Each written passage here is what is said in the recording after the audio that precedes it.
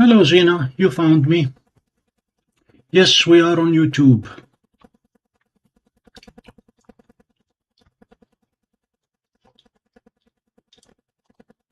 How is Buddy doing?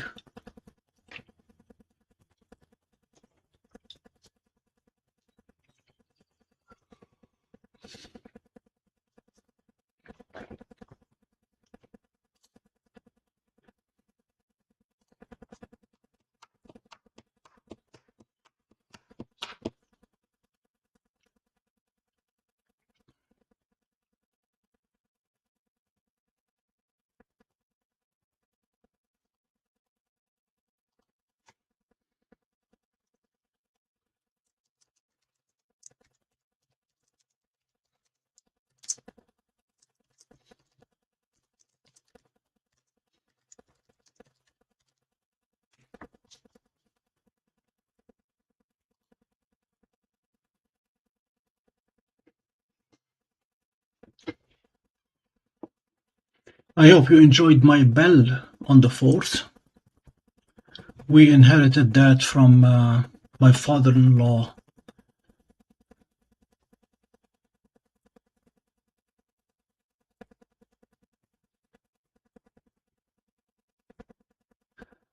My dogs have no problem eating everything. She ate a plastic plate today. She eats grass.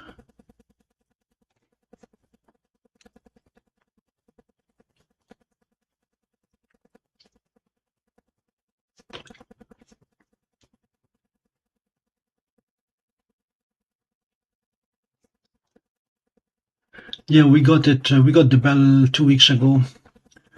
I reassembled it. It is heavy. The bell itself is 100 pounds, and the yoke and the A brackets and the clapper, they add another 100 pounds easily. So we're talking about a 200-pound bell.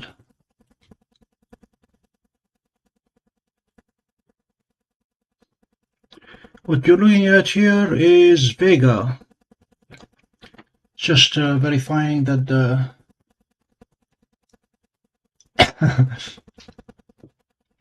oh, she has eaten lots of things that she's not supposed to eat.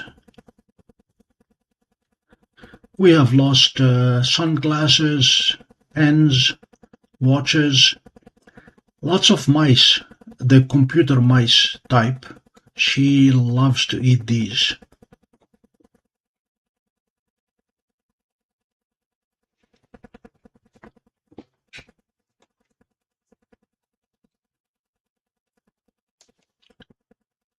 So the weather here right now is simply oppressive. Oh, talking to somebody in Arizona. Never mind, it's pleasant.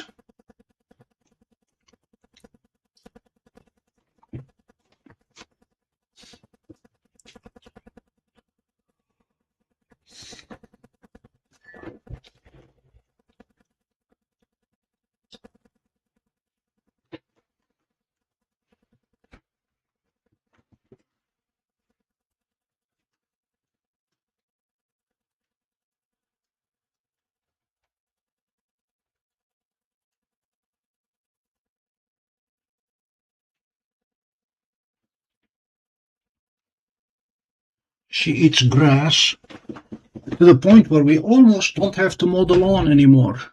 Not quite, but almost there.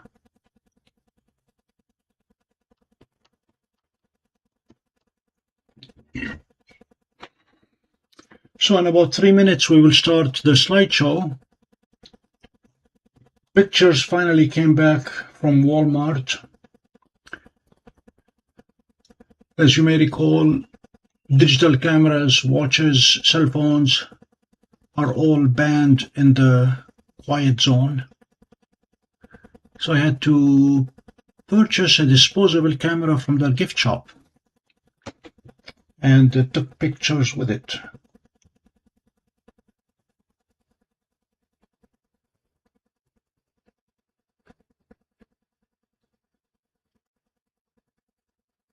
I'm at home now.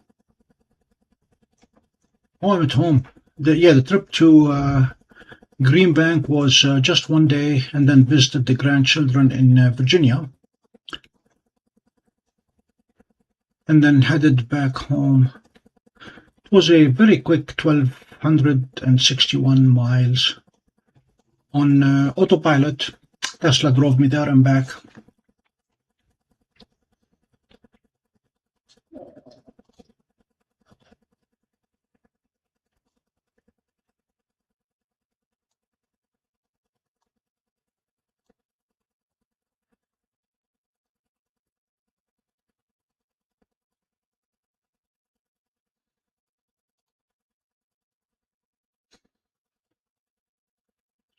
So we were there on 11 June 2026.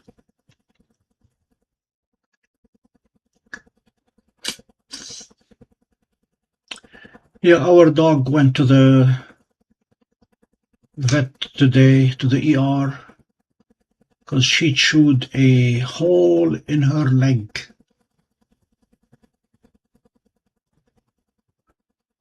She's on lots of medication now.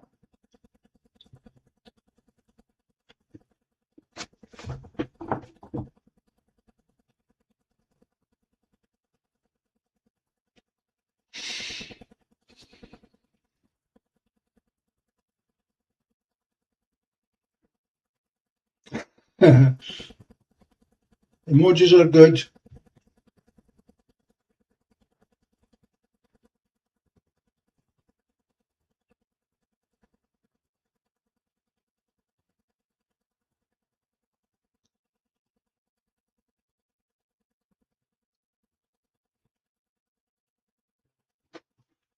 So the plan for tonight is to go through the slides. No hurry, we're not going to rush it.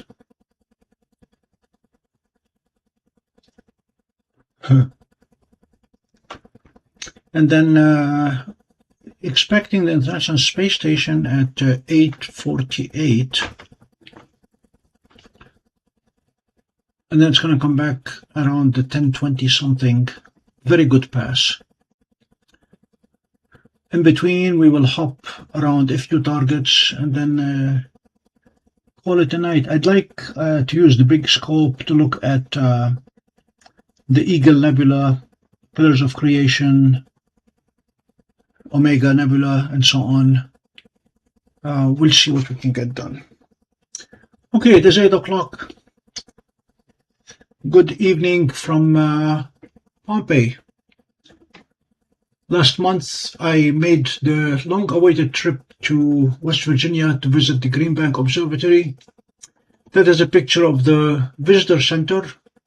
And if you look carefully, you will see me inside. Kidding. This is a stock picture from them that I am using. I'll show you the pictures I took. Let's talk first about the National Radio Quiet Zone. It is a 13,000 square miles between the two mountains, the Appalachian Mountain on the left or on the west, and hello Toast, and the Blue Ridge Mountain to the east. And this is a very quiet zone. As I was driving there, I climbed all the way to 3,500 feet and then dropped all the way back down. So it is in a valley, nestled in a valley that tries to shield it from radio frequency interference from both sides. And they seem to have done a good job.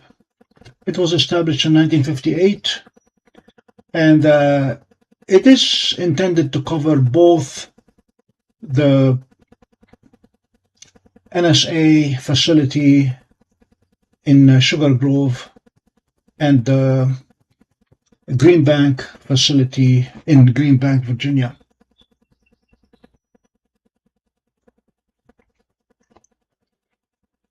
So this is from their website.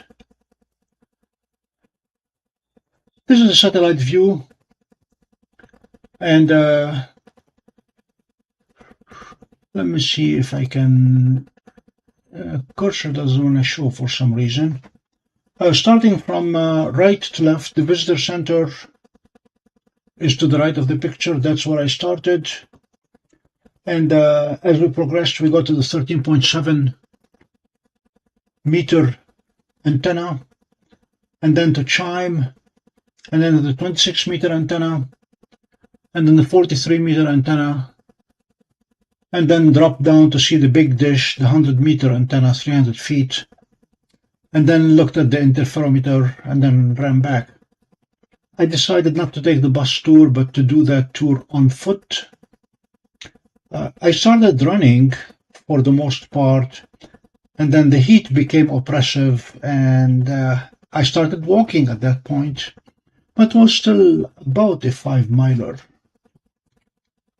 One thing worth noting at this point is the distance from the visitor center to the 100-meter dish, which is the Green Bank telescope.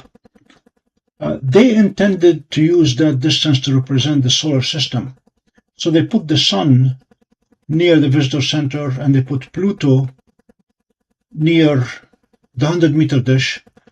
And between the two, they put flags showing all the different planets. So this is the sun, and then as we moved from there, Mercury, Venus, Earth, Mars, and obviously they got progressively more and more spaced, and the idea being Pluto was near the 100-meter dish. I need to remind you that I was using a plastic disposable camera to take the pictures without any focus control, exposure control, or any control whatsoever. And the processing was courtesy of Walmart. So the pictures were all pretty much overexposed. I tried hard with my digital tools to make things look better, but did not succeed. First telescope was the 13.7 meter telescope. It was built in 1995. Was used as a tracking station for NASA. Efficiency 38% at 15 gigahertz, and was used for uplink and downlink of satellite systems. It is part of NASA's very long baseline interferometry. So that was my first stop. This picture came out semi-decent. And now we go to Saturn. That is Saturn's flag. When I took the pictures, I could read Saturn. Now it is not readable. It's overexposed. I continued moving, got to the 20-meter telescope. It was funded by the US Naval Observatory, and has been used since 2000 as an educational telescope. The University of North Carolina's Skynet project uses it. And it is part of a phased array feed concept optimized at or through 18 gigahertz. From the 20-meter telescope, we got to the triplet. These are 3 telescopes in an array, 1, 2, and then I'll show you the third later, that are used as an interferometer. CHIME, Canadian Hydrogen Intensity Mapping Experiment. This is a secondary telescope used to map the universe for fast radio bursts. There is another telescope located in British Columbia, and the two of them can be used to triangulate bursts, fast radio bursts, and determine where they have come from, pretty much anywhere in North America. This was a very, very nicely built antenna, by the way. I came close to it, extremely well done. And then we got to Uranus.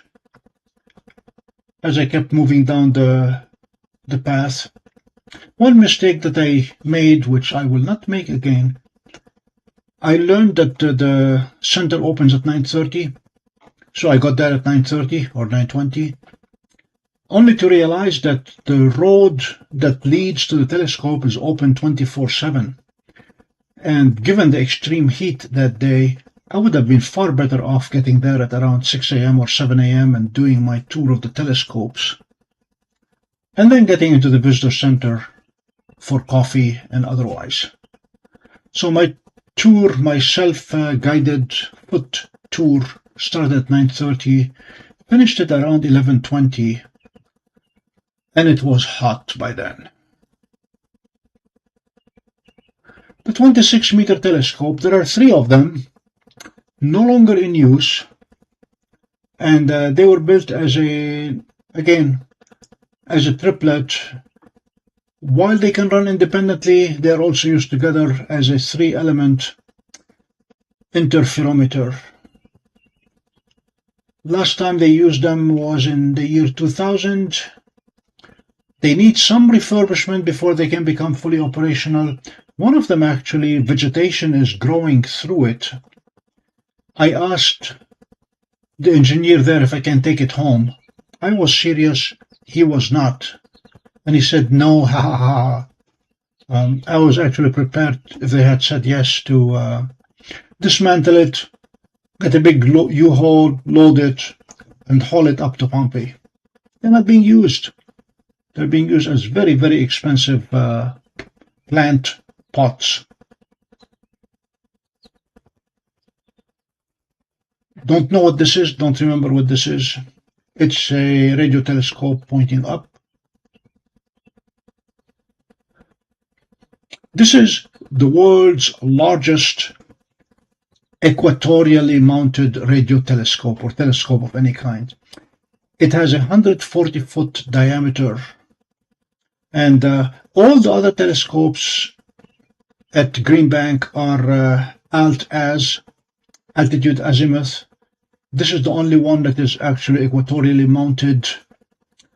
It allows it to avoid having tracking issues, but then again, we all know that even the largest alt-az telescopes can be used to track whatever needs to be tracked. But this one is indeed equatorial. Lincoln Lab used it for a while, and now it is being used primarily as a downlink for space-based satellites. So it's being used as a radio receiver as opposed to looking for extraterrestrial intelligence. And then the highlight of the trip, the 100-meter telescope. It is the world's largest steerable telescope. The numbers on it are simply mind-boggling. It rides on a track with on 16 wheels, 4 sets of 4, and each of those wheels is carrying 1.1 million pounds of weight. The telescope weighs 17.6 million pounds. The diameter of the dish is 100 meters, 300 feet. The surface of the dish is 2.4 acres. It has 8 sensors that can be switched over the entire range of 100 megahertz through 100 gigahertz. And it was used during the recent Artemis 2 mission to communicate with the space station, with the lunar module, if you will. It has extremely long reach, obviously, and it had been used to perform experiments jointly with the Arecibo telescope that no longer is. They used to have another 100-meter telescope before this one that was not steerable, and it collapsed in 1998, I believe, or 1988. And they still have pieces of it on exhibit. But it does not take much to have metal fatigue in one component and the whole thing goes crashing down.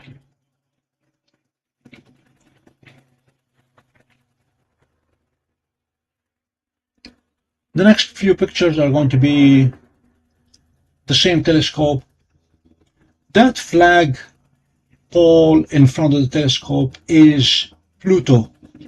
That is the indicator of where Pluto would be in the solar system relative to the Sun and the other planets. Down in West Virginia, they still consider Pluto a planet, which is fine with me.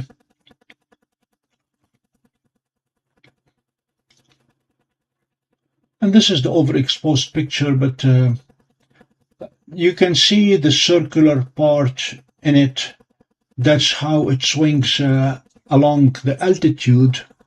It can go from 5 degrees all the way to 95 degrees. And the rotating part, the azimuth, it can move, let's see, 10 degrees per second. It can swing the full 360 degrees in under a minute. Extremely fast movement. Part of the high-tech tour that I took at the end of the day, we visited the control center and we talked with engineers about everything that they do to keep that telescope operating. Right now, the National Science Foundation rents the telescope or loans it or assigns blocks to researchers from all around the world to do research with it. And people from around the world can access it to gather the data, but the telescope itself is operated from within West Bank. I got into the control room and it was interesting to see what they have. Lots of gadgets.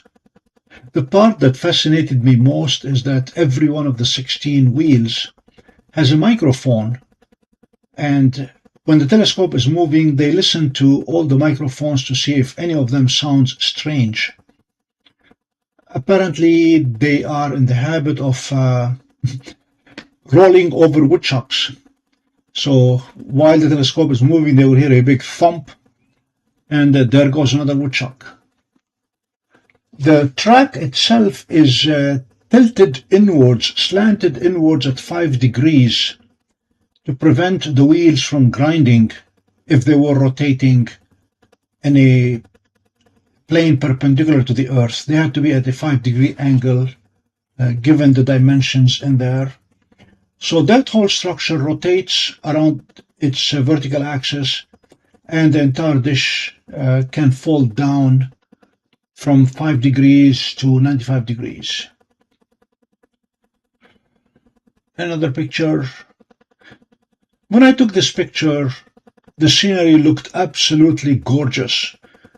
The grass in front of it, or whatever that thing was, it was golden, literally gold, and green behind it, and the sky cloudy. We ended up with what we did, which is not what I looked at, but whatever. I don't know if this one gives me... yeah, if you look at the tip of the structure that is facing down, aiming at the telescope, the big dish up there, the secondary reflector, waves come from sky, from outer space, they bounce off the dish, and then they bounce off the little dish up there, and then go down to that green box, which is where the sensors are. That little tiny dish up there has 8 feet diameter. So for all intents and purposes, it is massive. And the room under it, where the sensors are located, is cooled down to very, very close to 0 Kelvin to reduce the amount of noise, the radio frequency noise, that could be generated in the sensors themselves and the receivers. This picture came out nice, but it shows the intricacy of the telescope, and any of those metal parts, especially the rusted ones, orange ones, if any of these were to fail, that thing could come crashing down. So they're always doing maintenance on it, always examining every one of those brackets, beams.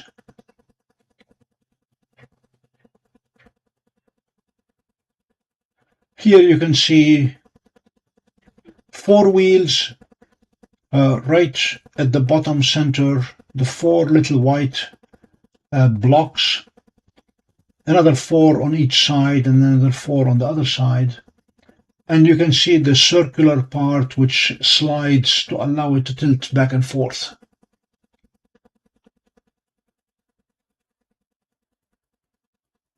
Here's a picture from behind it that shows the altitude adjustment.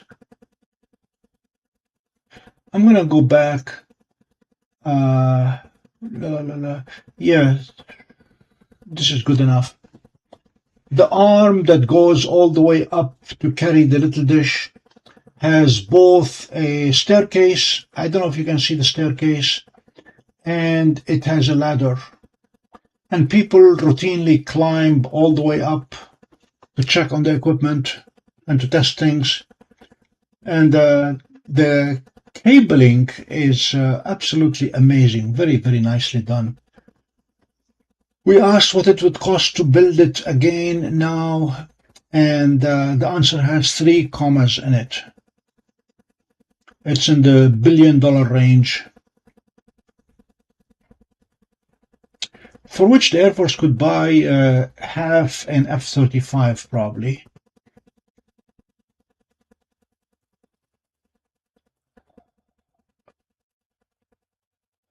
And then that is another 26-meter telescope. This is the one where vegetation is growing into it. That's the one that I asked if I can take home. And they said not. The engineer that takes care of the 100-meter scope does his workout every day by climbing all the way to the top and all the way back to check on things.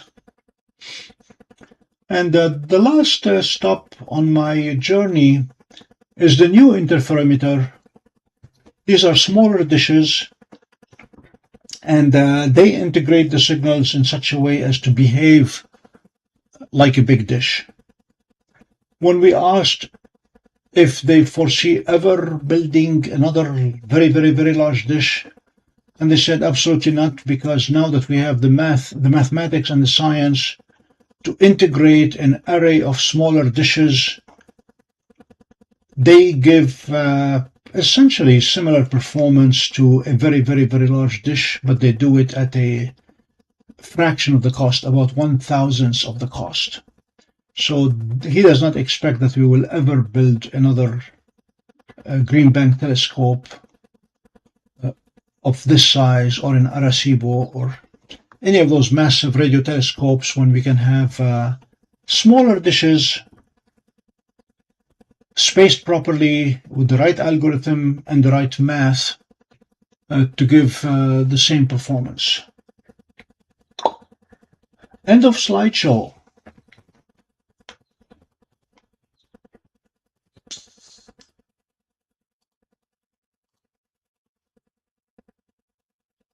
I will be happy to answer questions. Hi, Jeannie.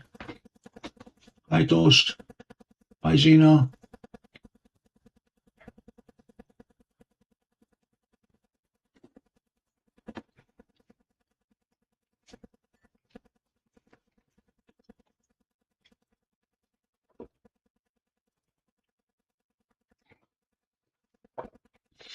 Yeah, as an engineer, as an electrical engineer, I was in my glory down there. Especially when the high-tech tour got really high-tech. We had a ton of fun answering questions. Thanks, Toast. I wish I had a real camera, but for obvious reasons, they do not allow electronics anywhere near the telescopes. They have a van that goes hunting radio signals that might be interfering, and one night they were suffering very severe interference, jamming the big scope. They sent the van out and triangulated the source of the interference and knocked on the door.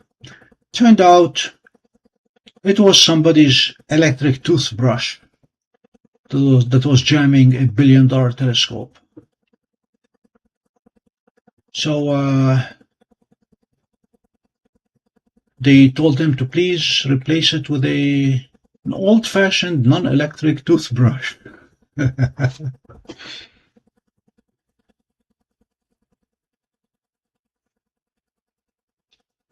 Jeannie, did you see yesterday's launch of, actually this morning, from Vandenberg?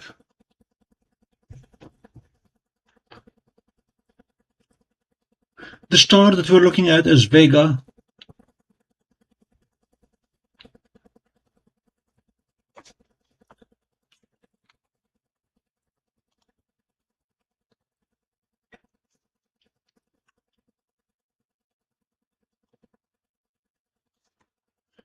I want to see if Vega needs any focusing.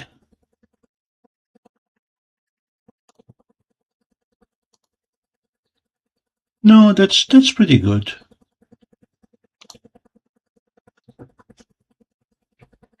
You saw the launch, nice.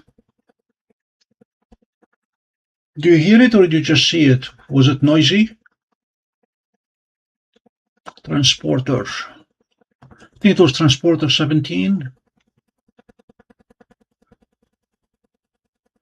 Yeah, what I'm going to do next for a few minutes as we get ready for the International Space Station is to hop around the area where the ISS is going to be passing. It's going to be at around 15 degrees. It will be a low pass. The 10-20 some pass is going to be much higher, and that will be a lot more fun to see.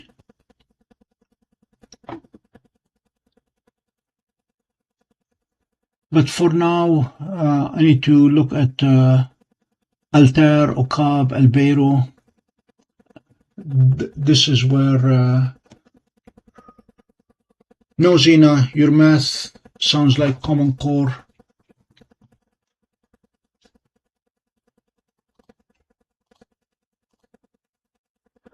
It's 8:48, so that will be 24 minutes. Sorry.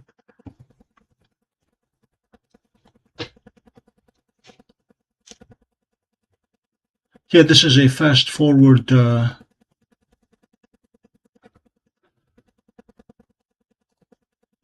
map of the sky.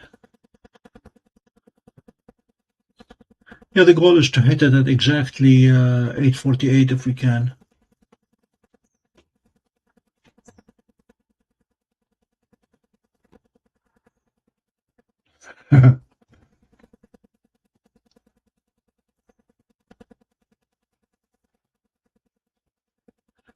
Thanks, Gina. I look forward to seeing the video.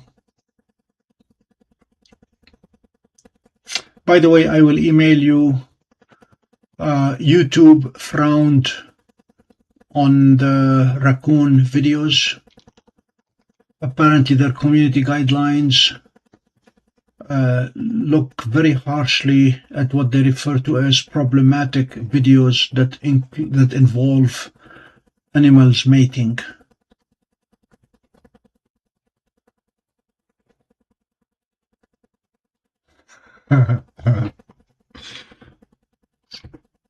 It's okay, I like making fun of Common Core. One of the biggest disservices that our government did to our children.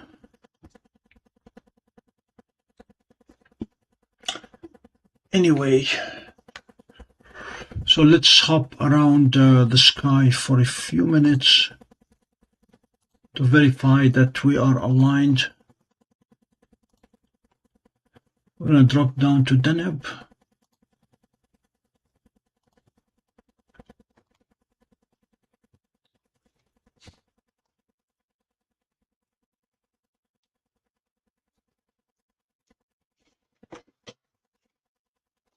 We have a transit on the Skycam. Don't know if it's a mosquito or a fly. Okay, we got Deneb.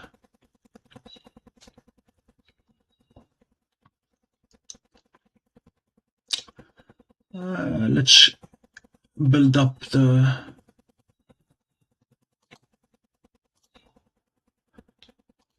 model here.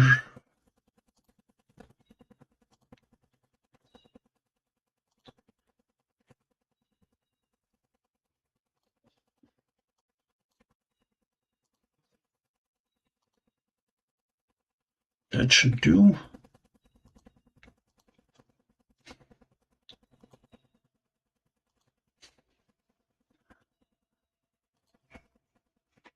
Alberio.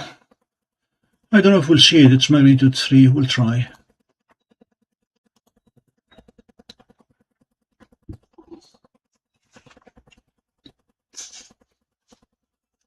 Yep, it's there. Faint. Let's align it. Model 4.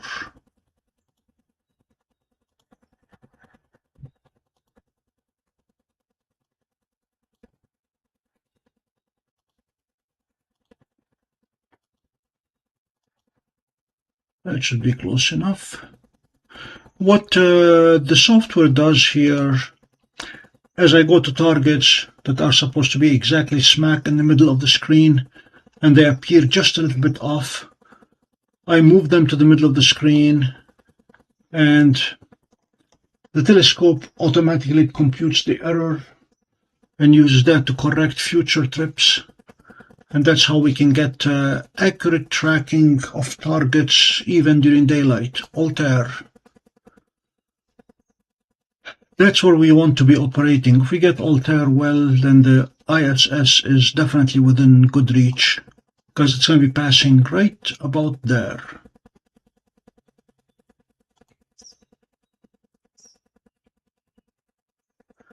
All right, it is off more than I'd like it to be off.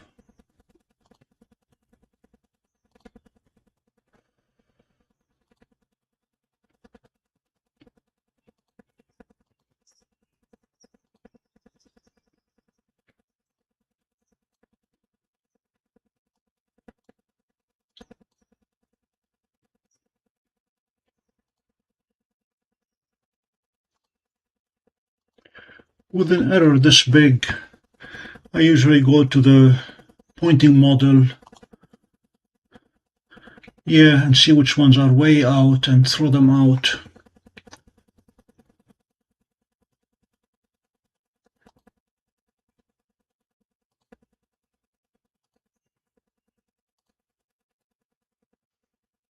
That should give us a much tighter collection.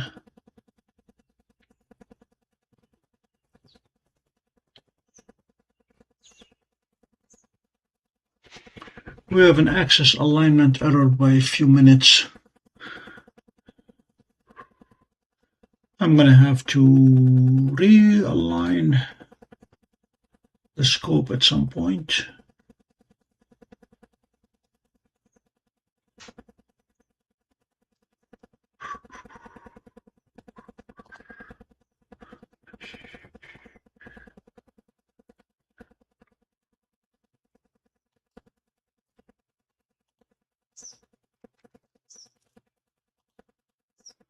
These are the calibration points.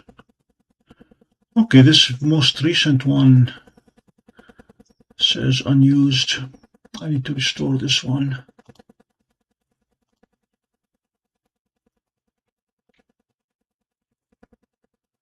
These three are no good.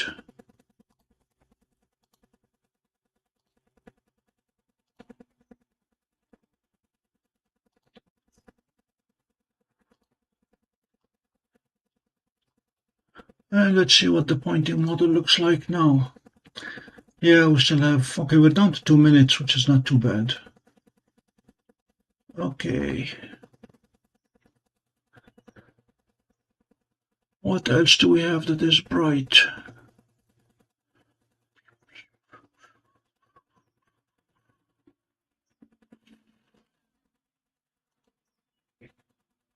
That's a 336, maybe, maybe not.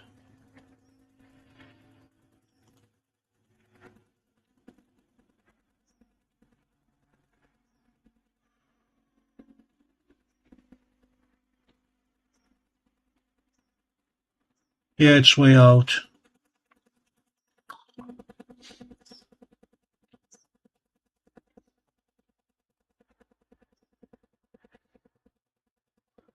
Good for you, Jeannie. It's always fun trying to get planes crossing the moon.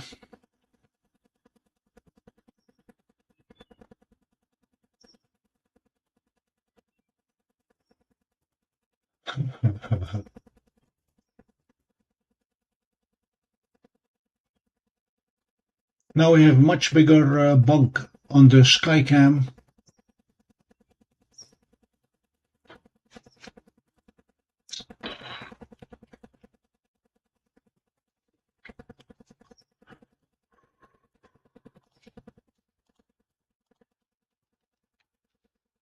So this is where the ISS is going to be in, now it's 15 minutes, Xena. Going to turn off the bug cam as we know it now, the mosquito cam or the fly cam, so we can focus on the International Space Station.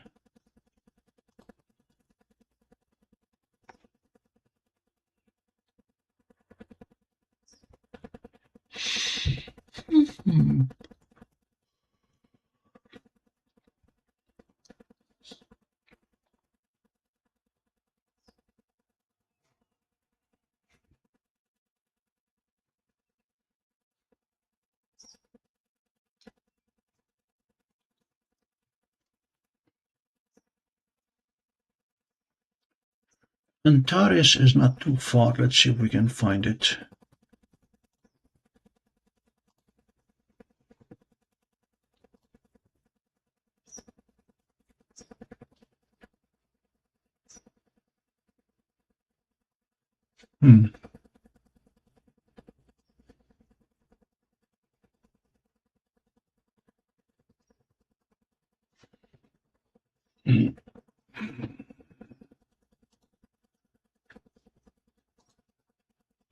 This is not Antares, this is Sodor.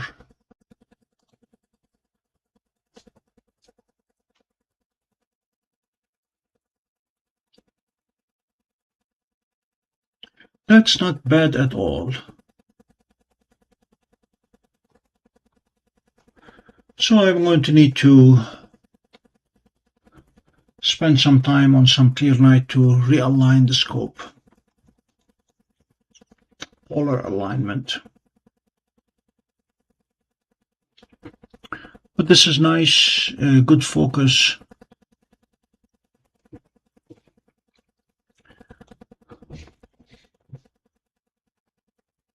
Don't know where Bill is. Probably watching football.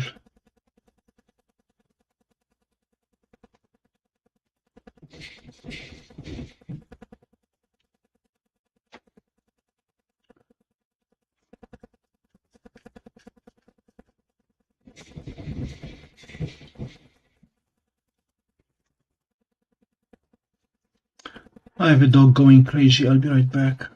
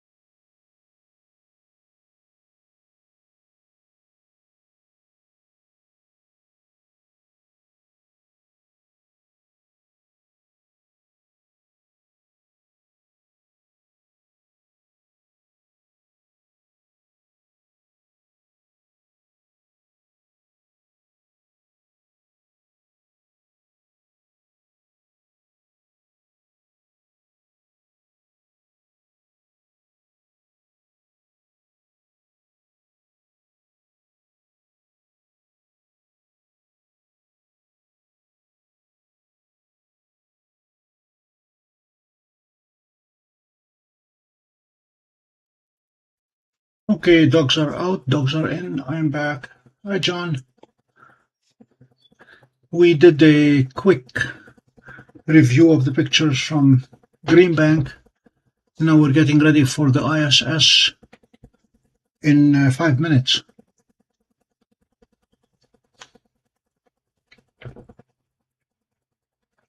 So I'm going to move the dish, the telescope, and wait for the ISS.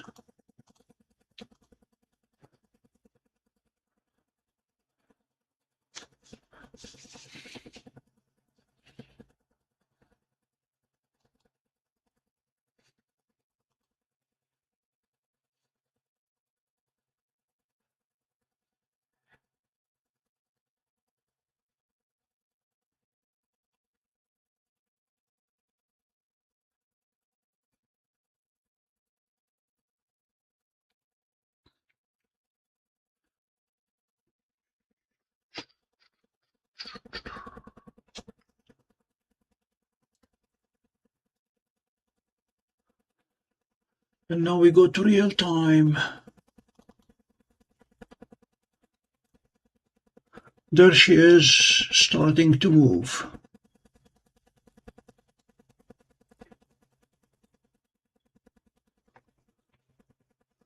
So when I set the parameters correctly,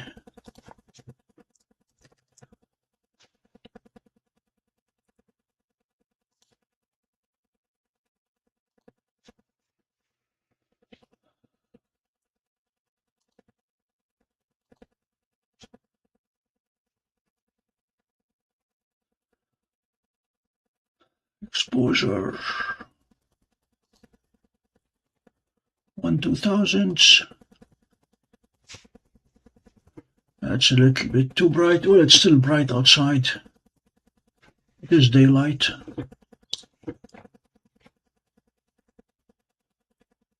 There is another pass in 90 some minutes. No, John, I have not done much of a target list. I'm going to try to see if we can tackle the M16, M17, M18, although they are probably very low for the big scope. I am open to suggestions.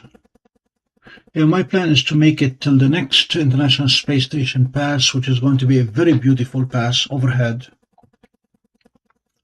and then get some sleep.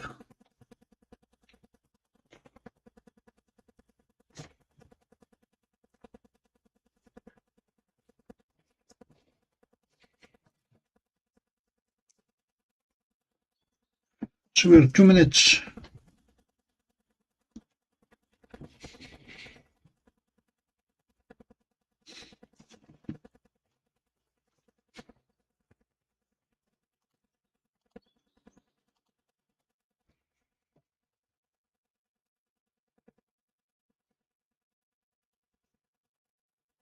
We'll start capturing at 2:47:45.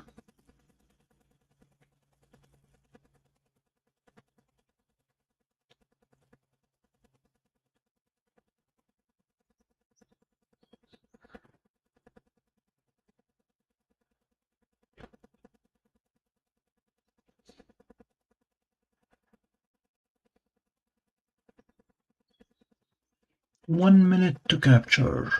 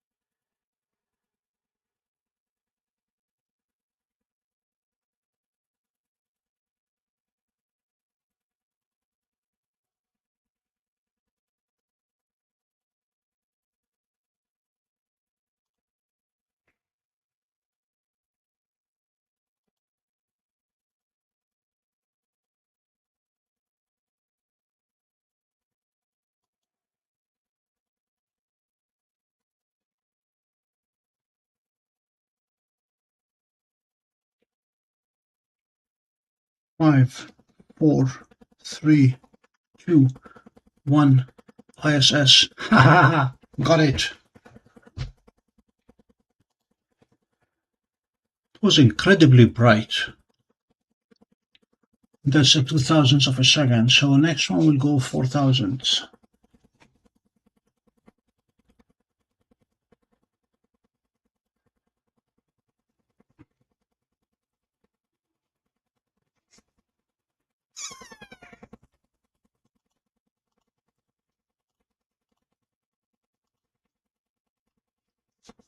All right. We're going to stop this.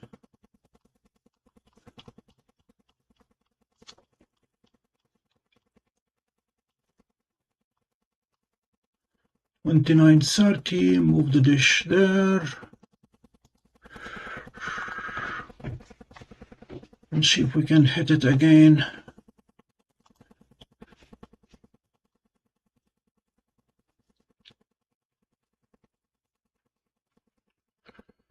$4,000, please.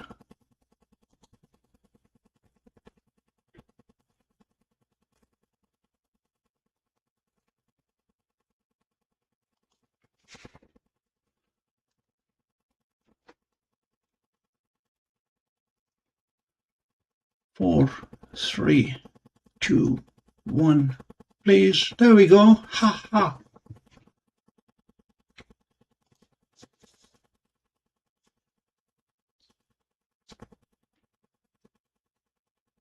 We got it twice.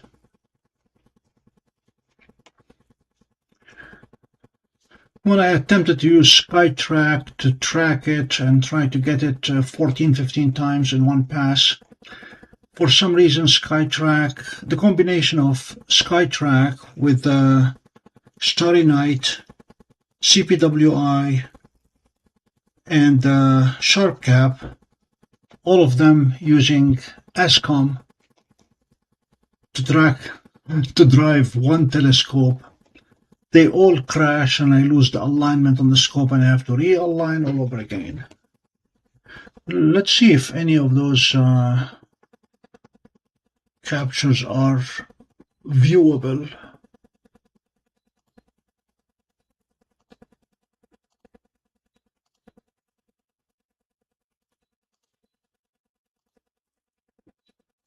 Uh-oh, I took them as AVI as opposed to DEFs. Let's change that for next time.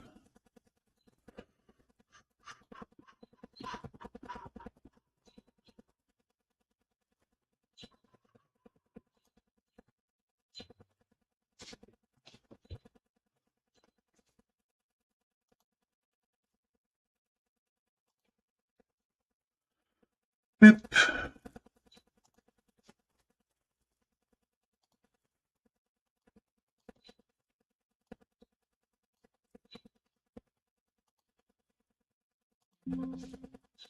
Yeah. ISS. Processing. Do not crop yet. Do not center yet. We're going with TIFF.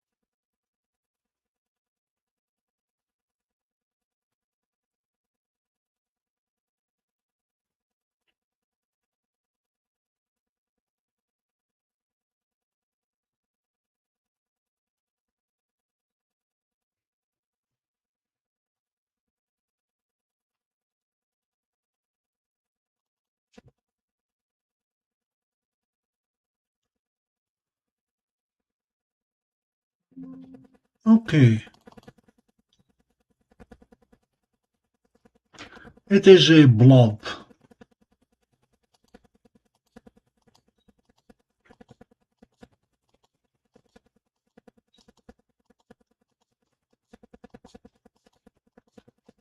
It's hard to believe that it is still daylight outside and it is so bright.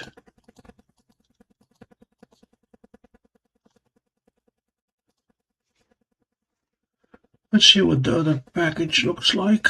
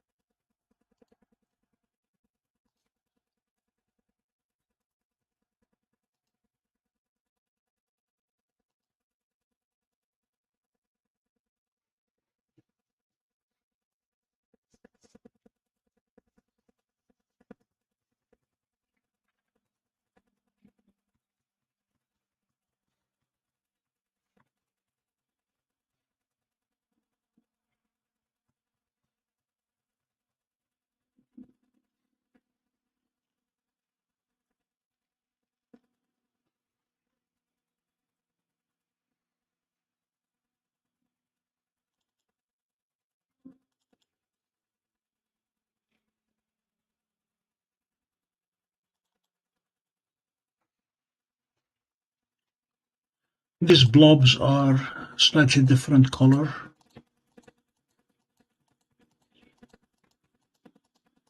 I'm very pleased that it went through the very middle, very center of the frame.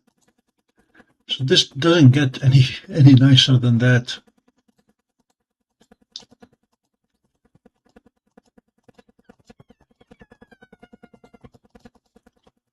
Okay.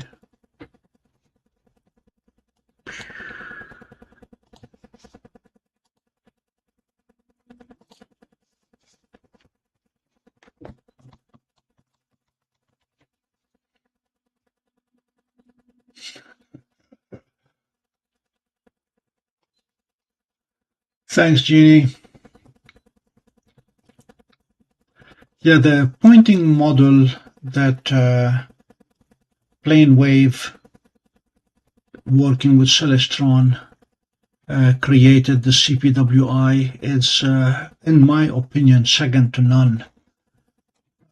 Telescope. When a telescope is aligned, it'll find anything in no time.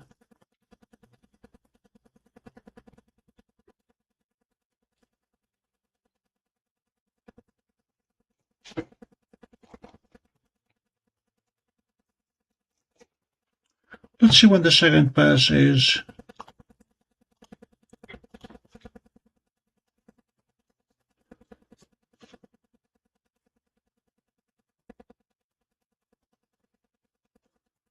That's going to be the beautiful pass overhead.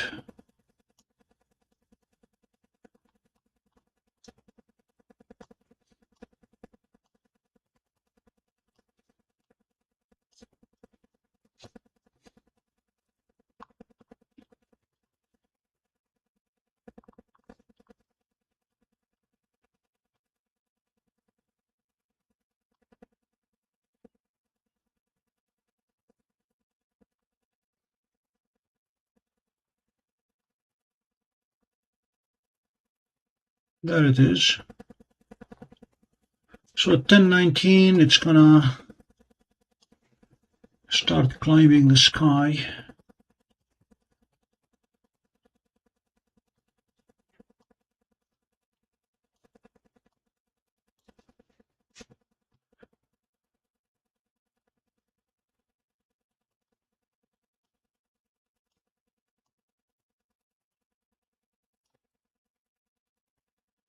(10:23), it's going to be near the zenith.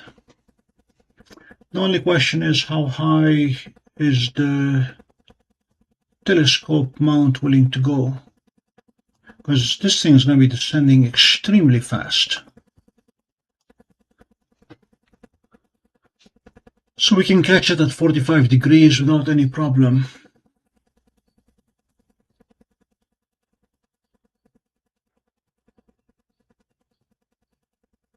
It's going to be coming down very, very fast. Next to El Daramin.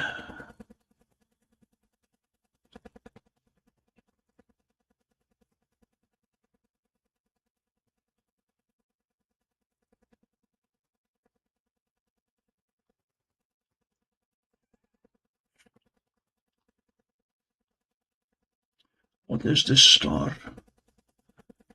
Eta Cephei. And that is 50 degrees. 50 degrees towards the northeast. We can do that.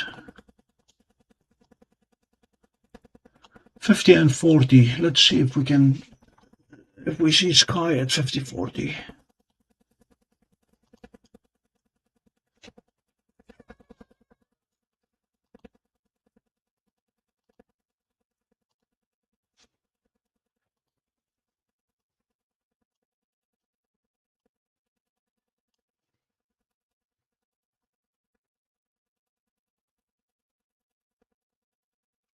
Ten, 20, 30, 40, 50, 50, 40.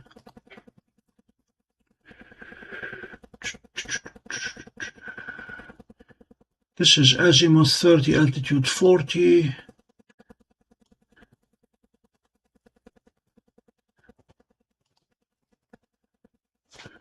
This is 30, 50. Let's see if we can get to it.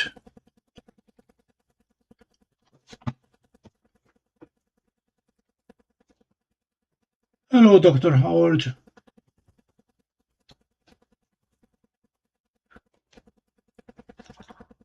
You missed a presentation of my visit to Green Bank Observatory to look at the radio telescopes.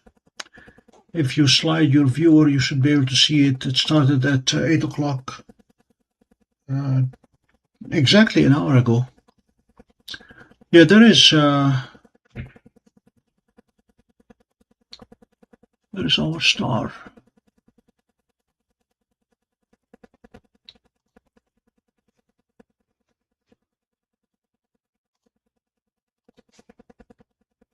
So that is 3050. The ISS passing again.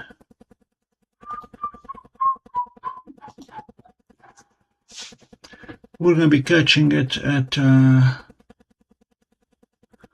give me info please. We're going to try to catch it at 4050 roughly. 40 azimuth, 48 altitude. I'm just verifying that the telescope has a clear view and not obstructed by the dome. So we're good here.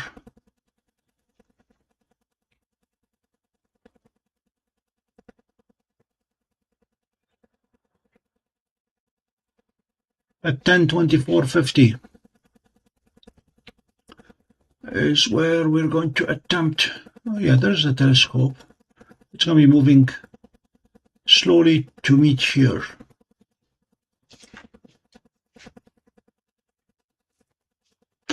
Dr. Howard, we captured the International Space Station a few minutes ago.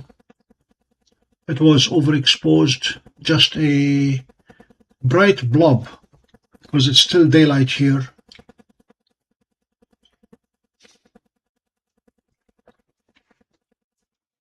We're going to attempt to get it one more time at 10:24.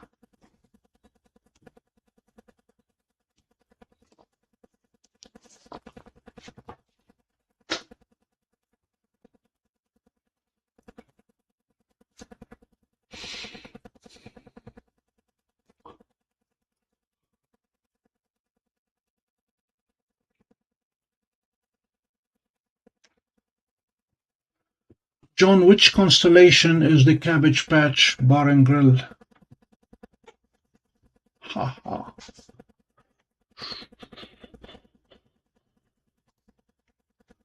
This is our Skycam. Other than the transiting bugs, it is still blue sky outside. Still very, very bright here.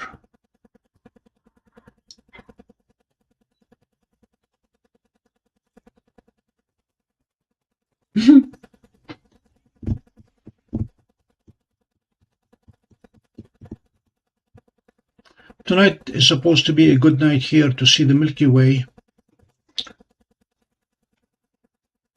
the SkyCam should be able to render it very nicely across the screen from right to left.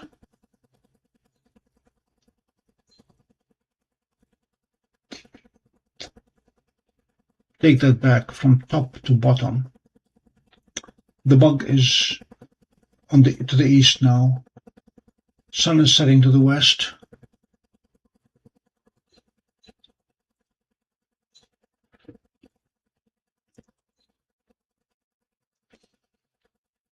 So if you can see my cursor, the Milky Way will be somewhere around here.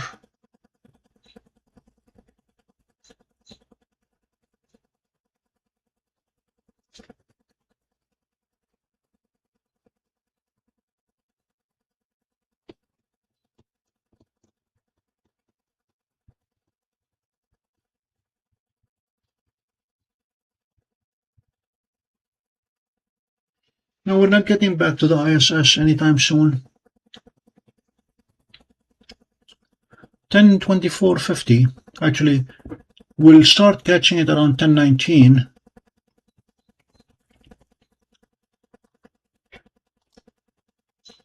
And it's going to be an overhead pass and then crashing down on us.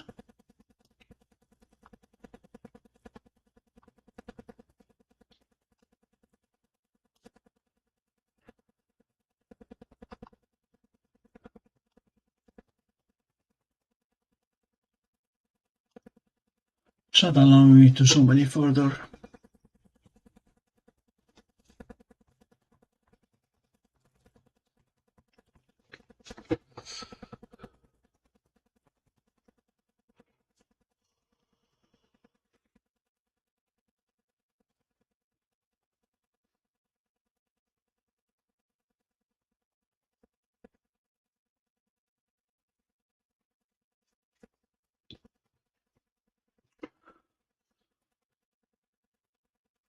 I'm going to see if the telescope is going to show us anything exciting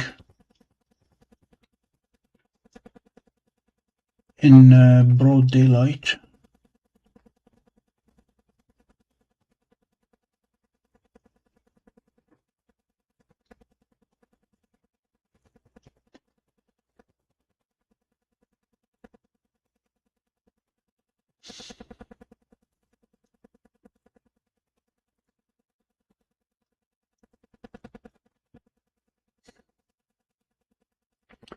Weather forecast, if you are to believe the weather service, they're talking about 45% chance of rain and possible clouds. And when it's not cloudy and rainy, it's going to be clear.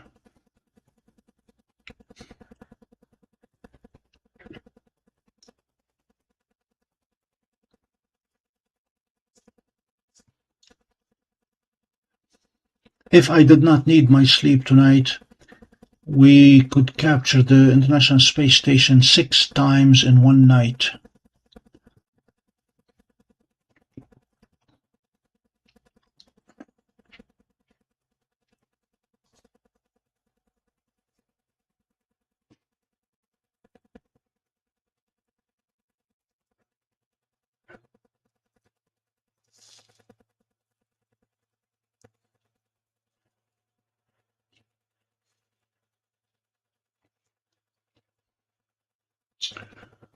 Dr. Howard, we have multiple radio telescopes here also, and none of them set up tonight.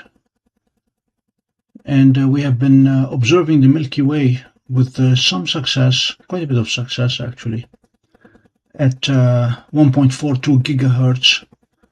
I am building now a dual wavelength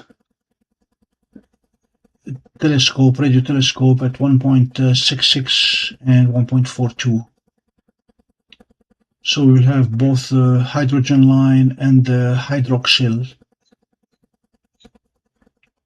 wavelength both at the same time. It's no idea what that will look like, but I'm building it still.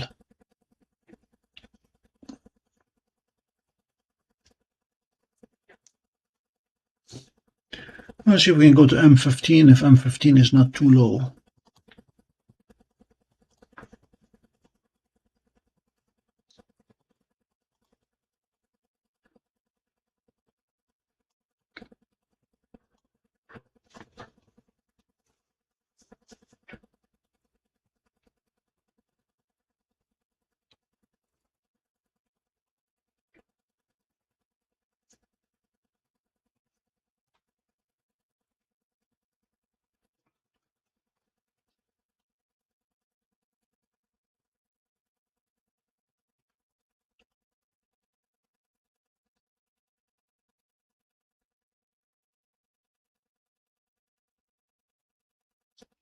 We are located in Pompey, New York.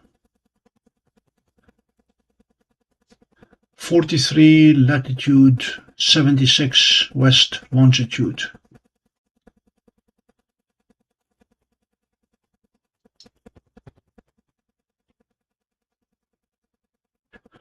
John, the only bad news about it being clear for a few hours means we are mowing the lawn again tomorrow. As you may know by now, I have a robotic lawnmower, AI driven, and they just pushed the firmware upgrade. Yeah, this week, well, since July 1st, my watch has upgraded, my phone has upgraded, the computer has upgraded the firmware, Tesla has upgraded the firmware, the lawnmower upgraded firmware, and both DWARF and Seestar upgraded firmware, so all is well. Don't know where Bill is.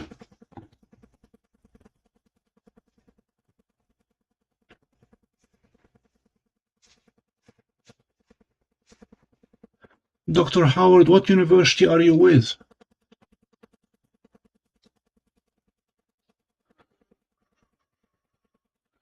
Nebula, the telescope that I'm using right now is a Celestron 11-inch Edge HD, and that will set you back about $5,000, about $5,000 between the telescope, the mount, and then you'll be spending more money on the cameras.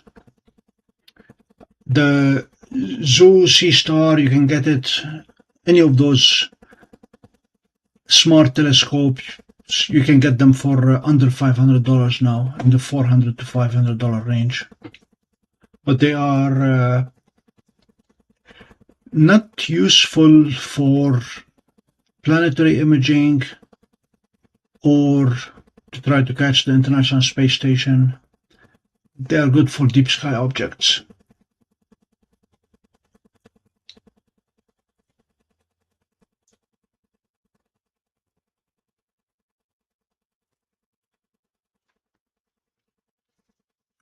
My understanding right now is the Seestar S50 is not in stock.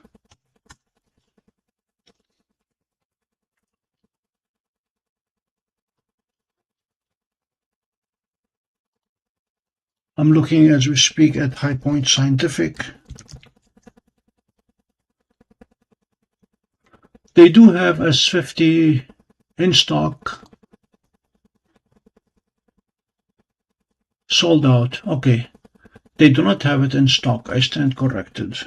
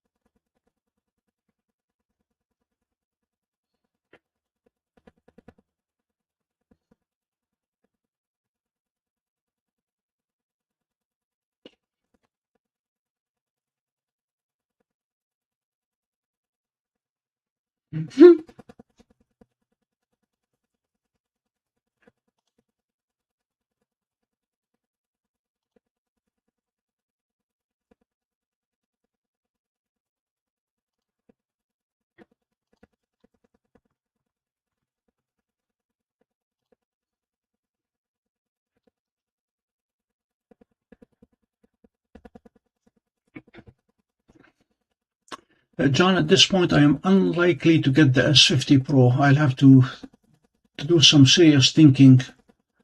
But S70 or S80, I will buy one in a heartbeat. Alright, we're going to see if we can get the M15.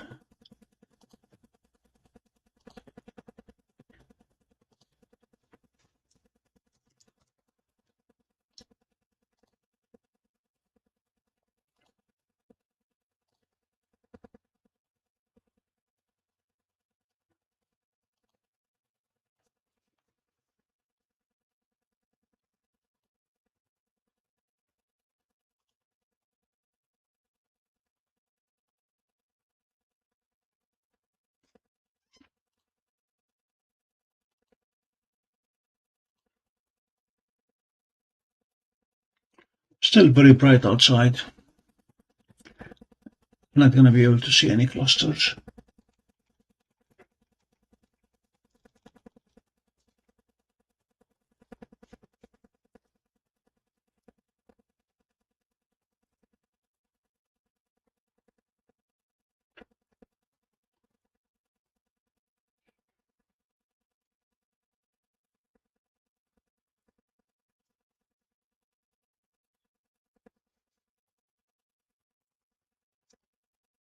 John, your guess end of year is for the S50 Pro or the S70, S80?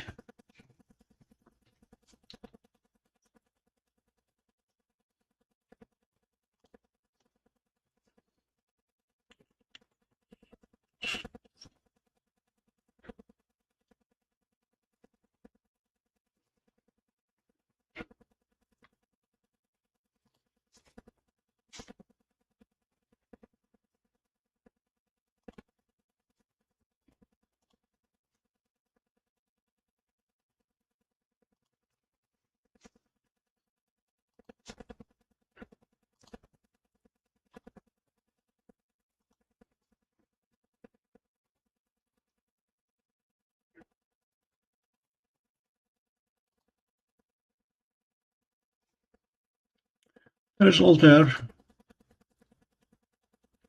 No problem finding it.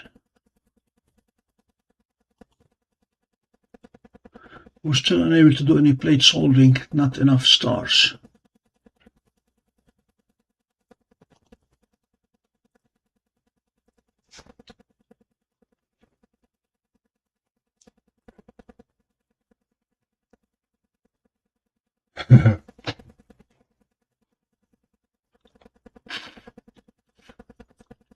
Well, I was a beta tester for the DWARF 3.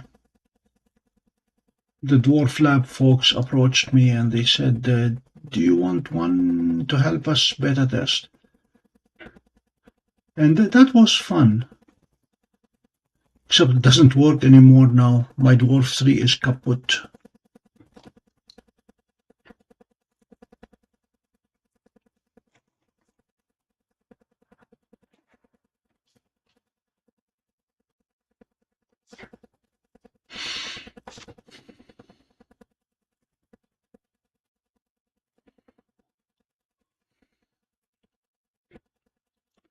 M39 may be doable.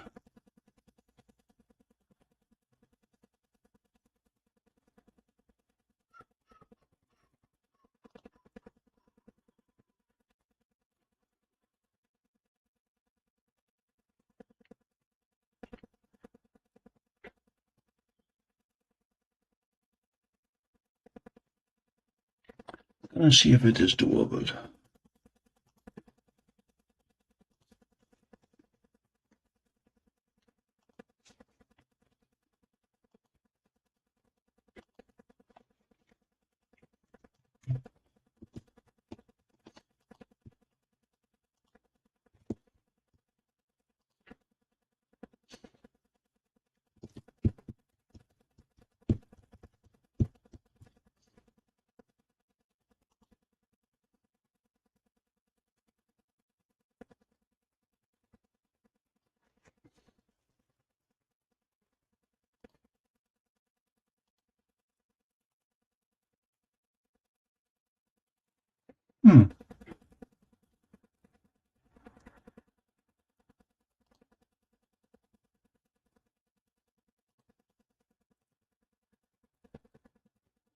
Does this constitute enough stars for plate solving?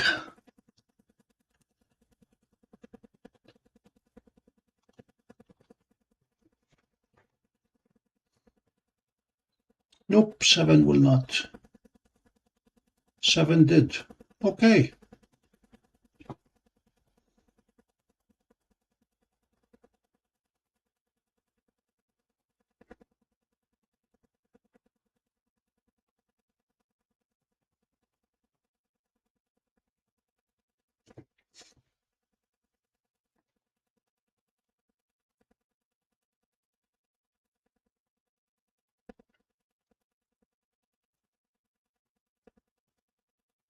It thinks this is M39.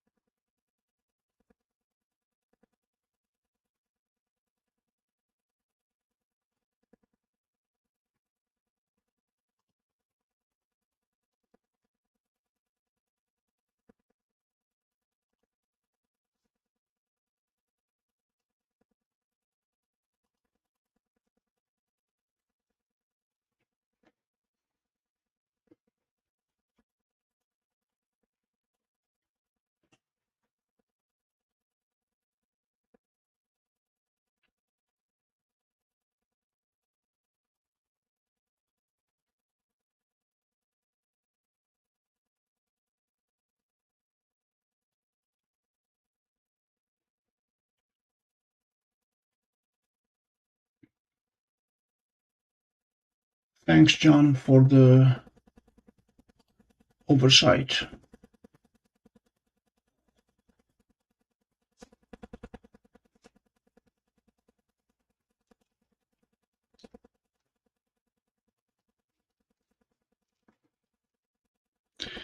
This is M39 and 3 dust bunnies. Still too much blue sky.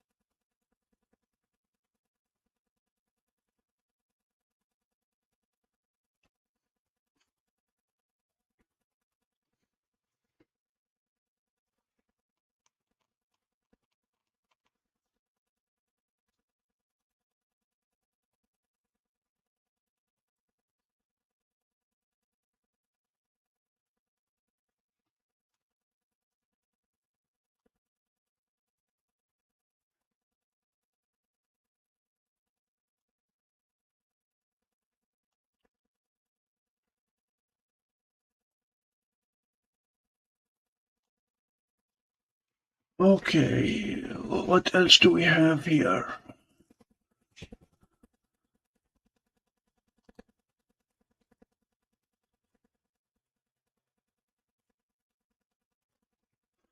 It is a little bit too low right now. M13 is a bit, sorry, too high.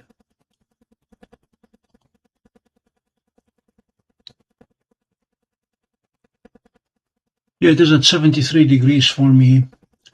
The telescope is on an equatorial mount.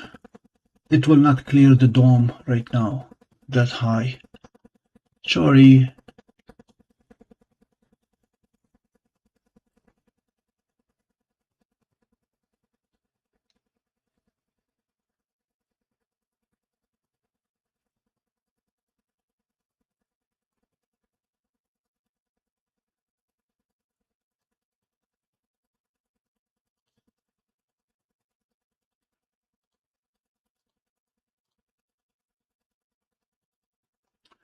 I want to see where the Chinese space station is, just in case.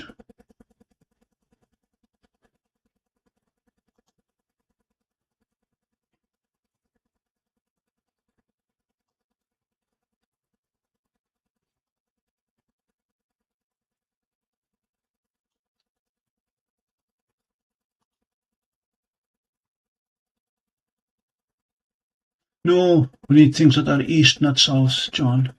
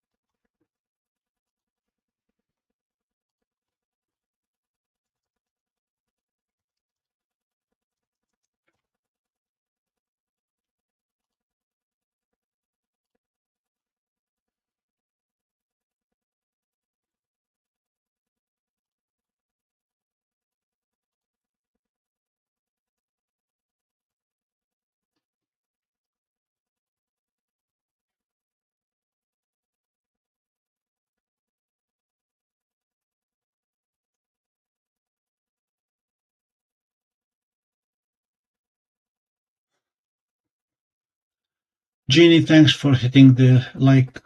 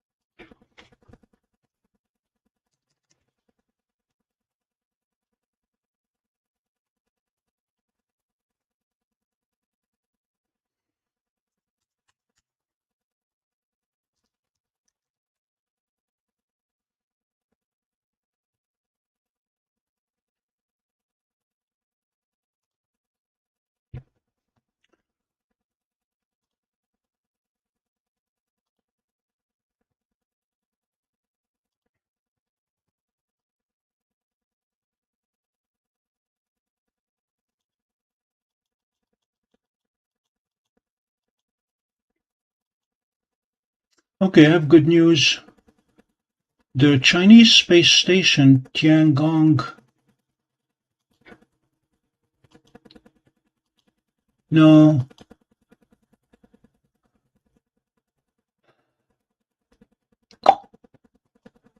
No joy.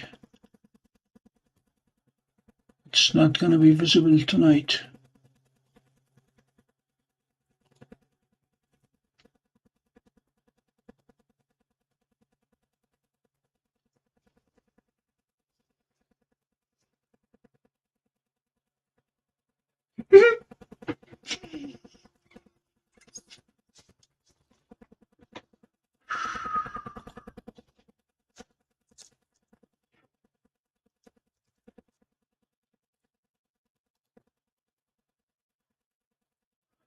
John, let me see, how high is the Ring Nebula right now? Might be doable. It's close to Vega. Vega is not too high. Let's see. We'll soon find out if it's too bright.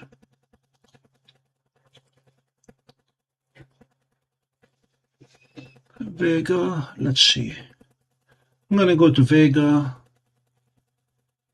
to make sure the scope is clear.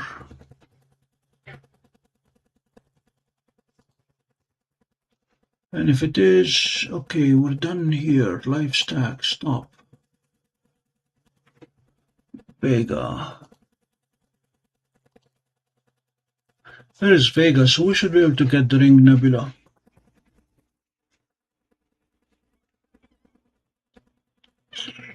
That's one thing I never bothered to put on my dome, and that is a motor. And since I'm 2 floors away from it, in an ideal world I will come down wake up the dogs on my way to the... What was that? We just had a transit. Let's see if we can see it. On time delay.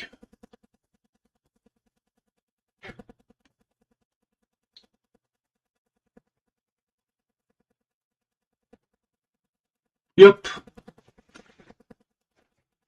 Don't know if you guys saw it, but we had something shooting. Probably a satellite. Bill is not here to tell us what flight it is, so we assume it's a satellite.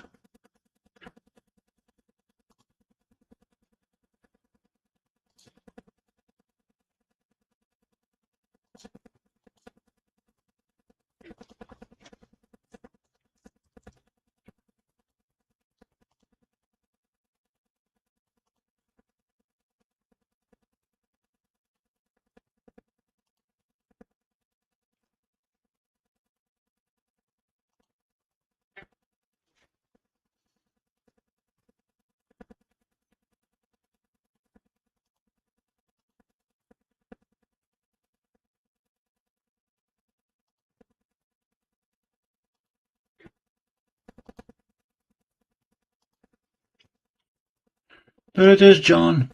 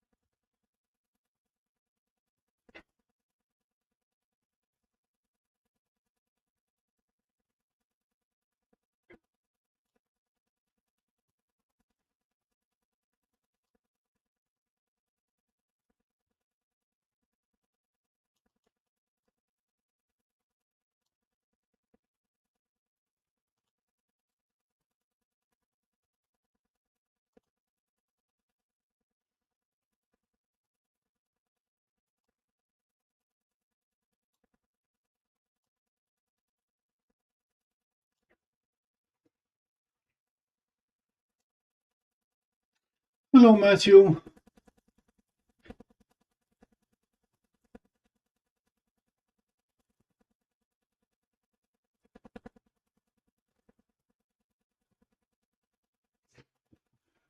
Matthew, it dropped the temperature by about 20 degrees inside the shed.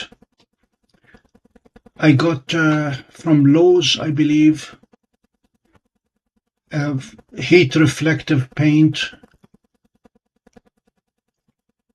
The gentleman who builds the sky shed pods said we don't need it. He has had his sitting in the sun winter and summer and no problem, except he lives near Toronto. You live in Florida. There's a slight difference in latitude.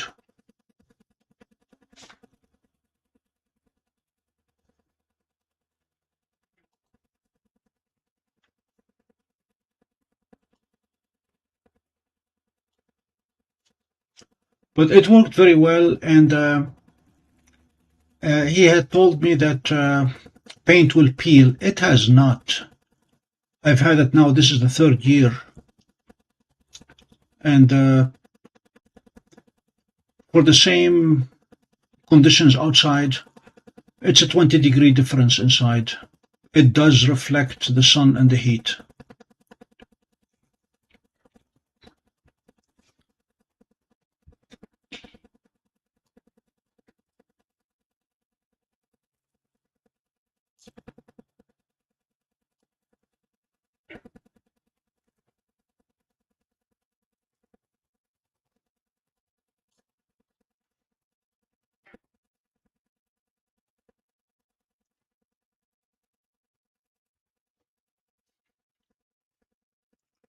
Yeah, I need to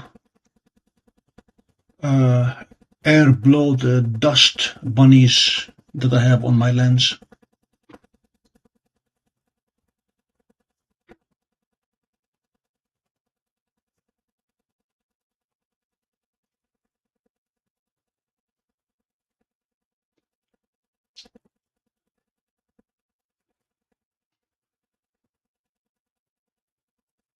Matthew, I did not paint the moving part because it slides under the rubber.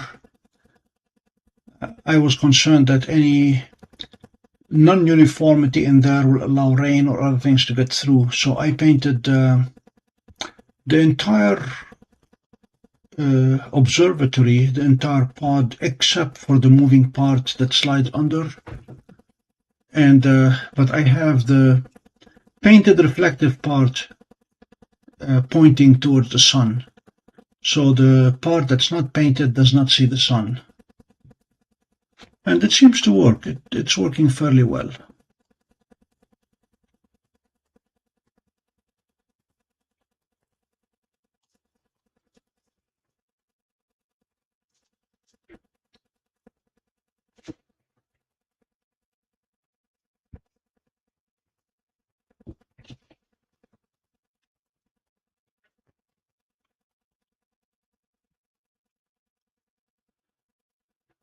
All right, what's our next target, John?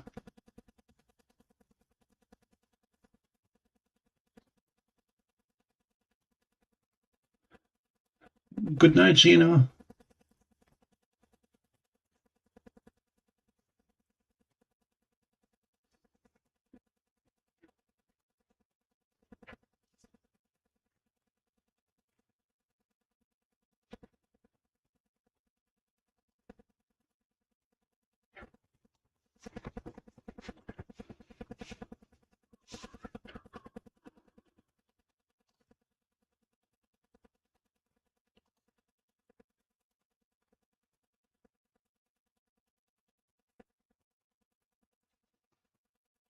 NGC 6823 is doable. What is dumbbell?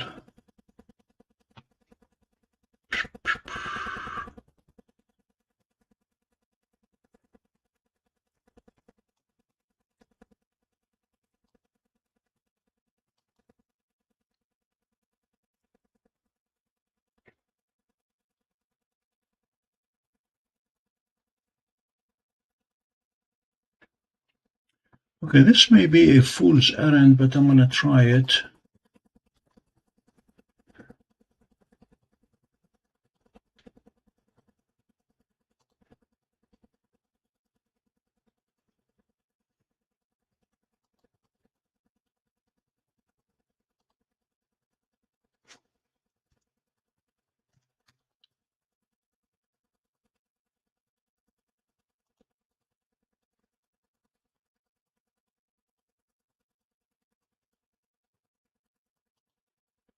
No,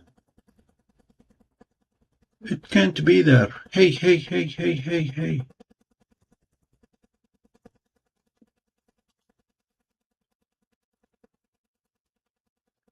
It cannot be there.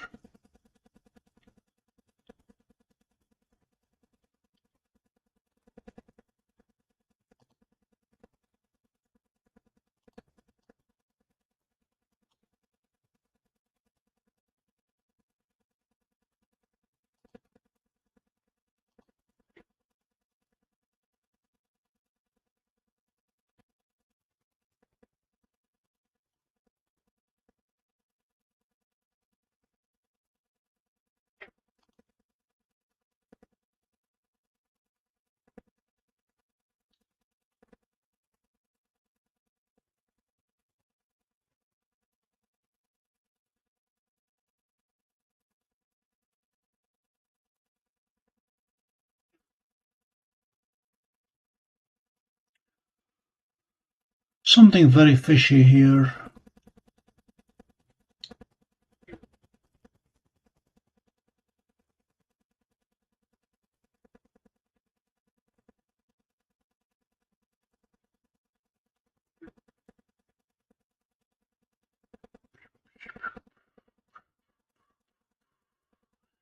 Hello, CGD.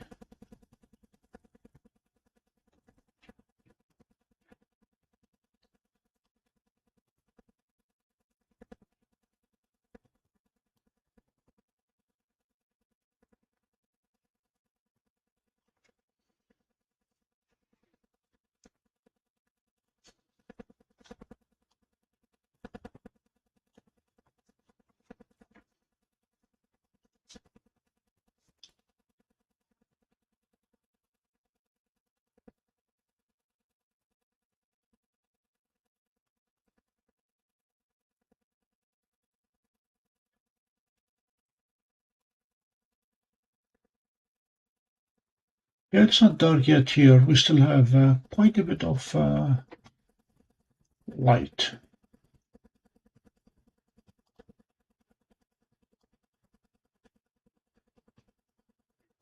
That's what the Skycam is still looking like.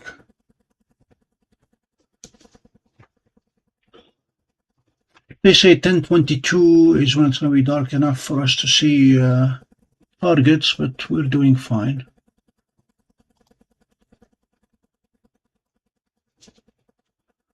What is NGC 6823? You said M27? See if we can find it.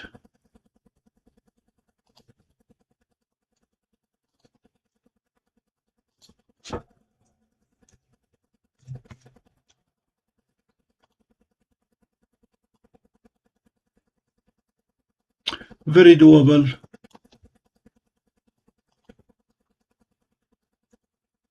Except it's going to be very big.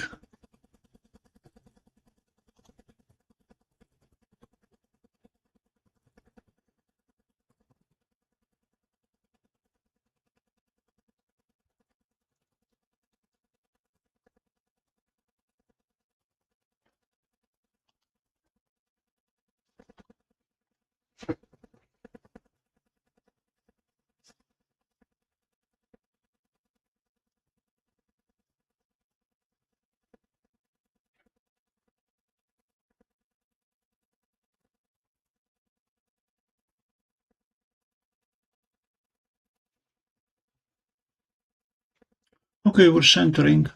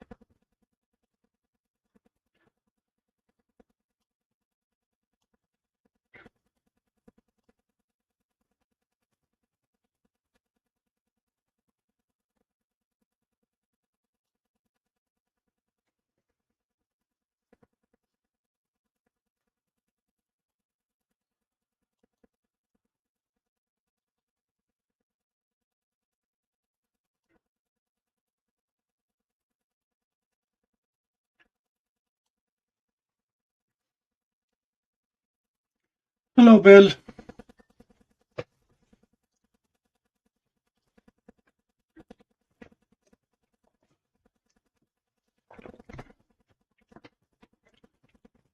Bill, when you have a chance, if you slide back to 8 o'clock, which is about 10 minutes into the video, we went over the pictures from the Green Bank visit.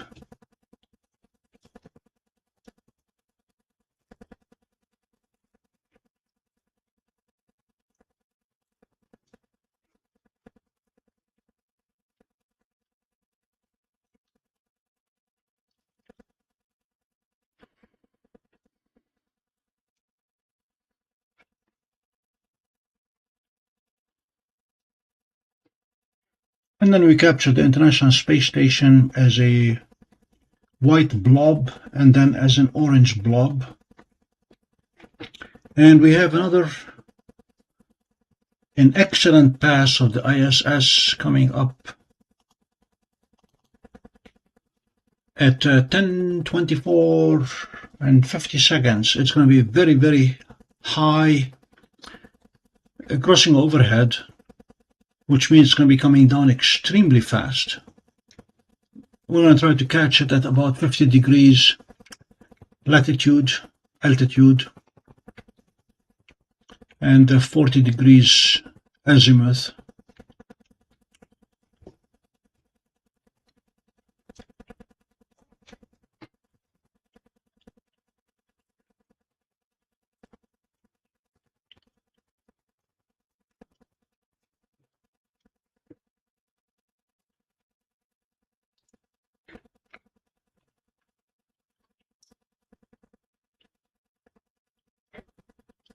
The one mild disappointment with the pictures, considering I used a disposable plastic camera, that's the only kind they allow, is that they were slightly overexposed.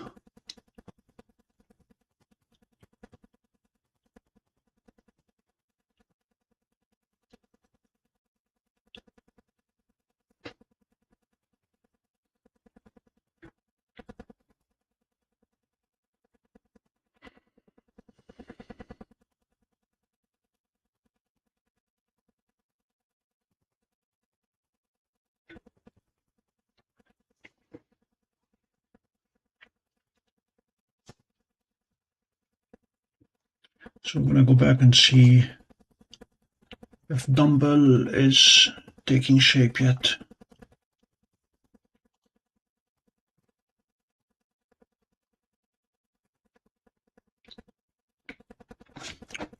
John, is this dumbbell enough?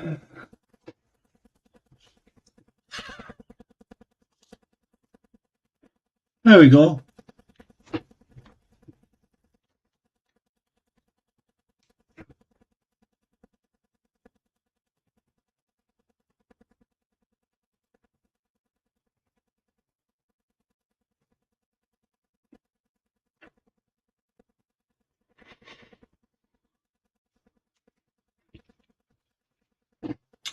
Remember, the field of view of this setup is only 14 minutes by 10 minutes.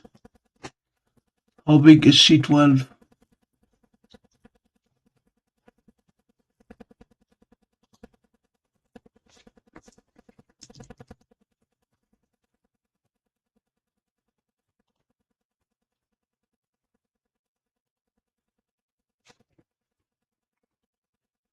Just about the limit.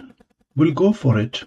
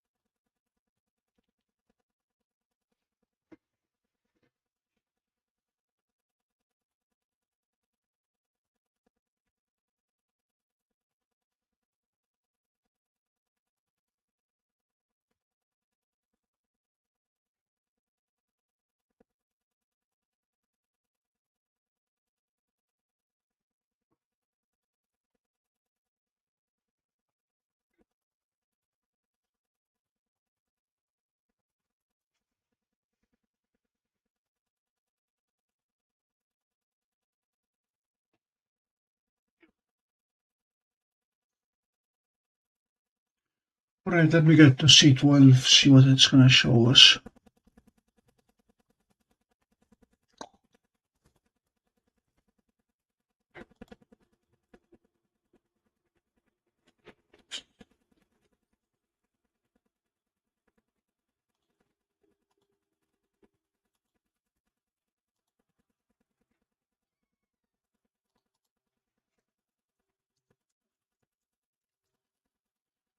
It does not know C12. Let's see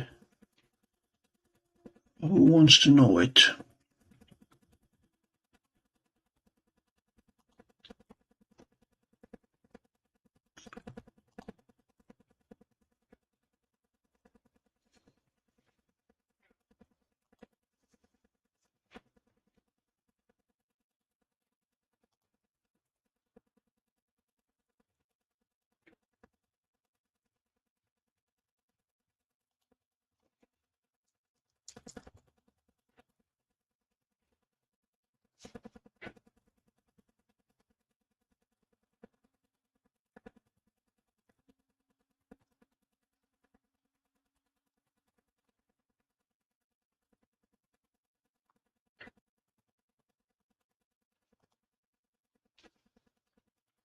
Did you know that Sharp Cap has the ability to perform a go-to?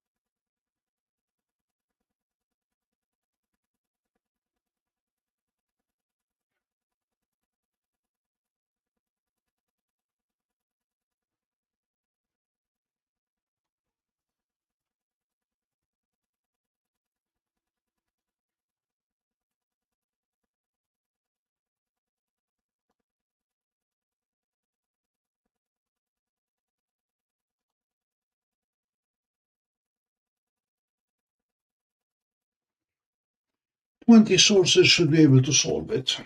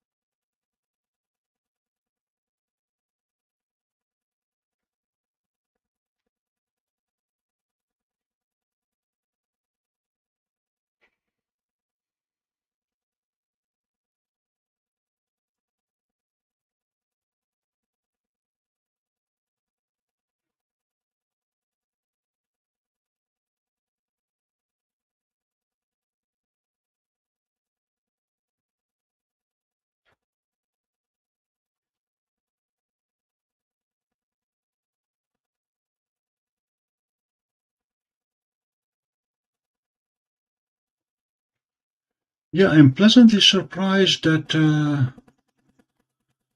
Sharp Cap is stacking, even though we don't have an ideal situation.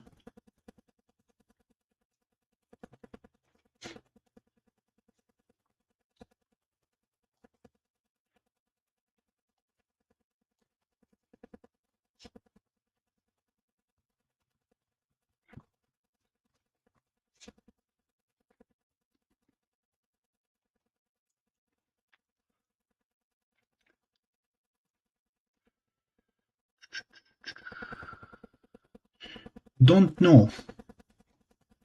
I don't know if the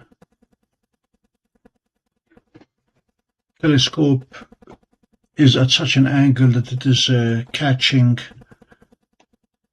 the dome, the edge of the dome, or not.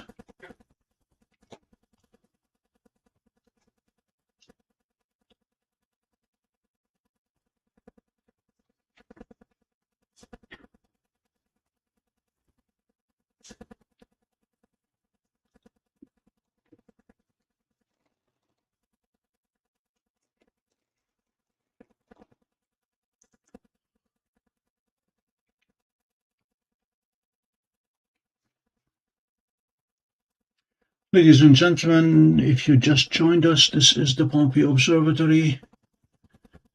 We are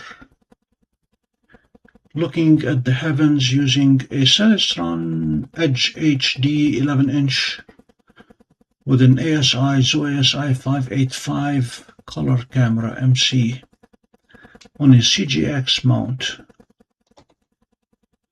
sitting inside a SkyShed pod.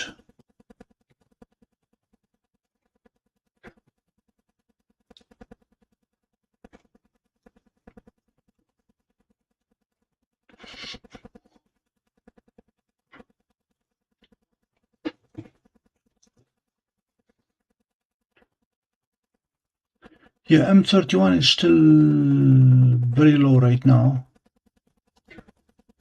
It's creeping up on us.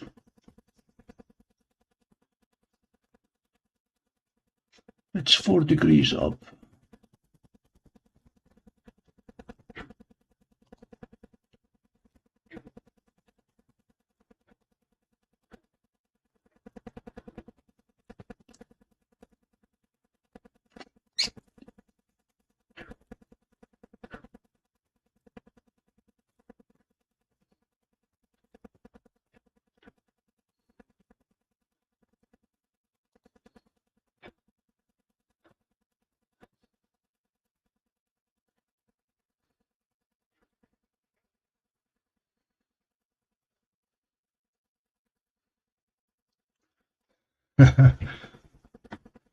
Glad you like it, Bill.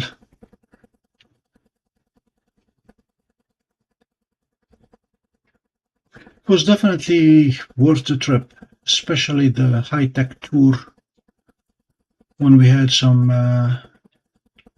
private time, small group of us with the engineer who spent the last 40-some years working on the big telescope.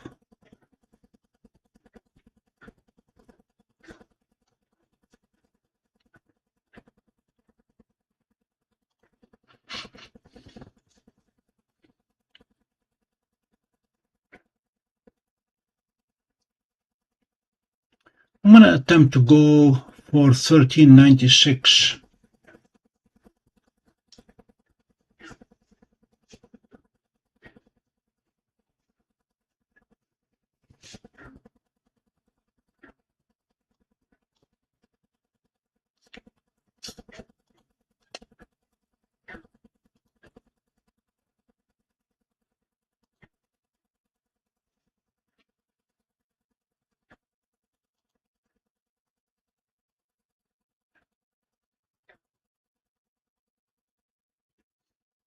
The Wizard Nebula is too big.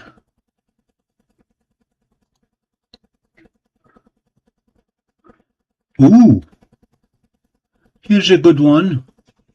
Iris.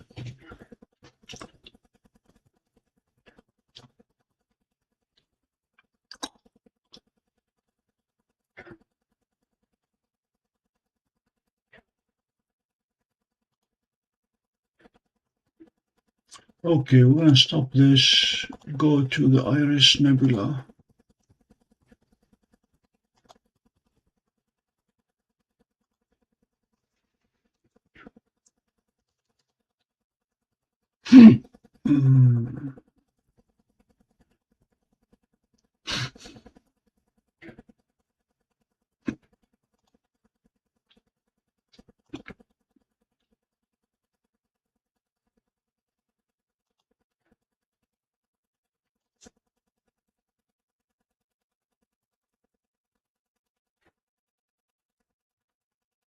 Yeah, M13 is too high, Bill.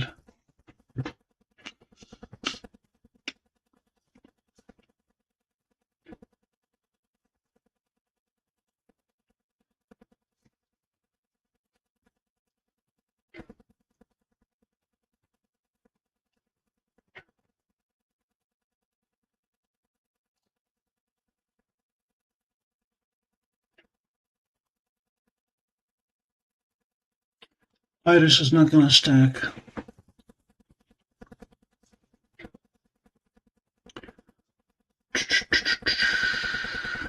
Too few stars.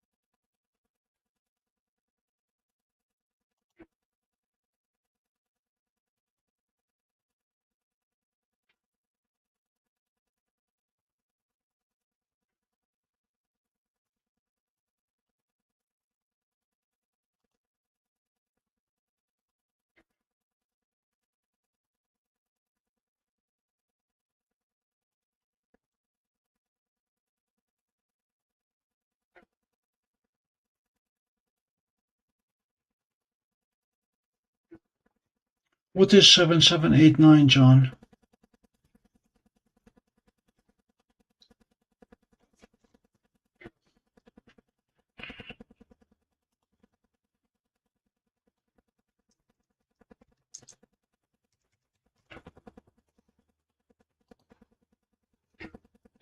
Okay. Yeah, Caroline's Rose cluster is a beautiful one. Too big. It's 30 minutes.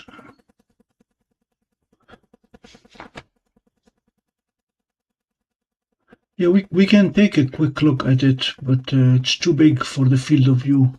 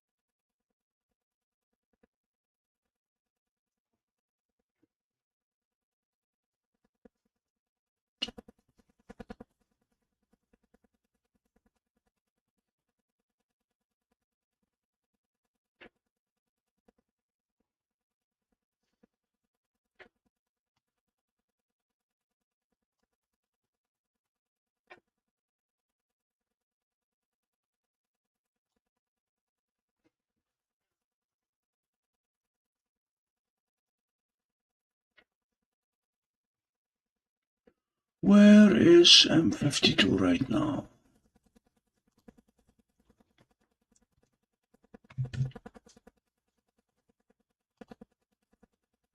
It's doable. We can try it.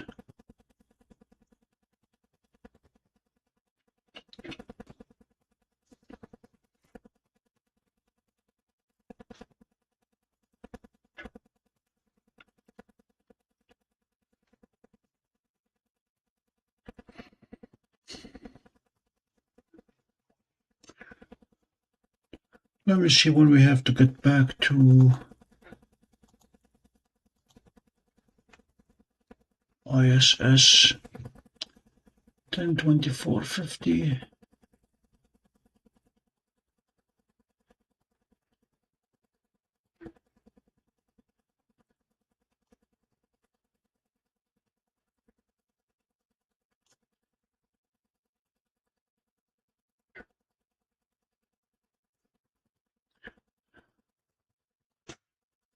So 1020 is when it starts coming up.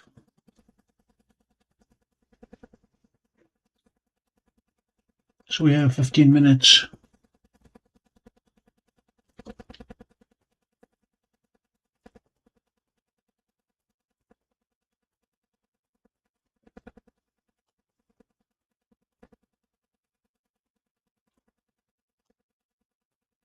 We're not too far from it right now.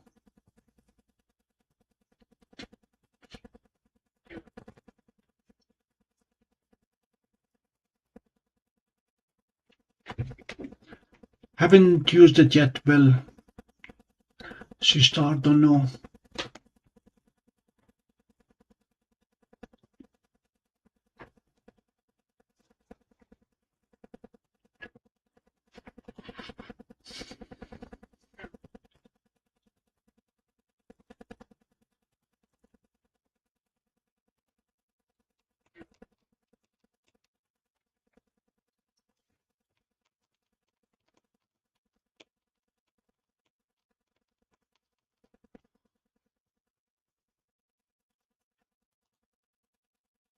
Okay, let's see if we can get to M52.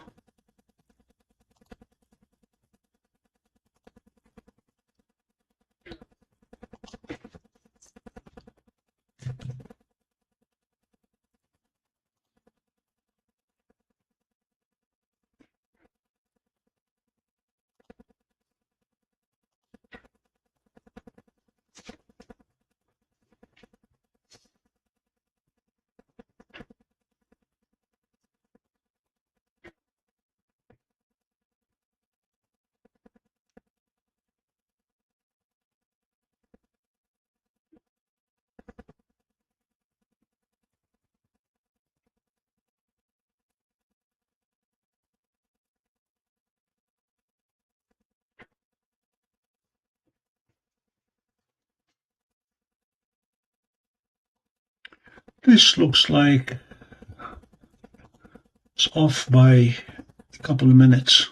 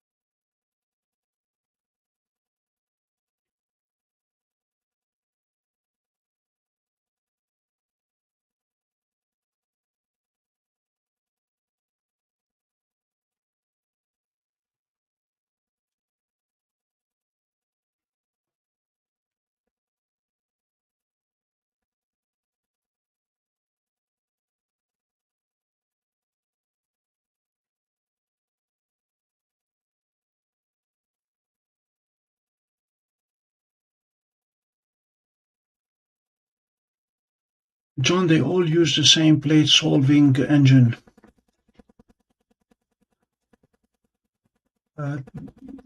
Doesn't matter which pointing model they feed the picture and the coordinates to the same plate solve Astro Tortilla is my plate solve engine here. And then Astro Tortilla talks directly to the telescope, skips the pointing models at that point.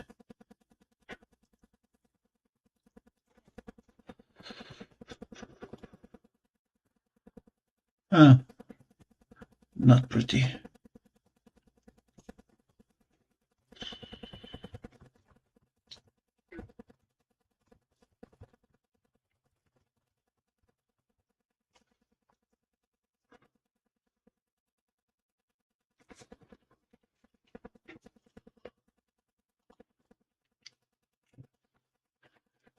What may be our last target before we hop back to the International Space Station. I want to see if we can get the elephant.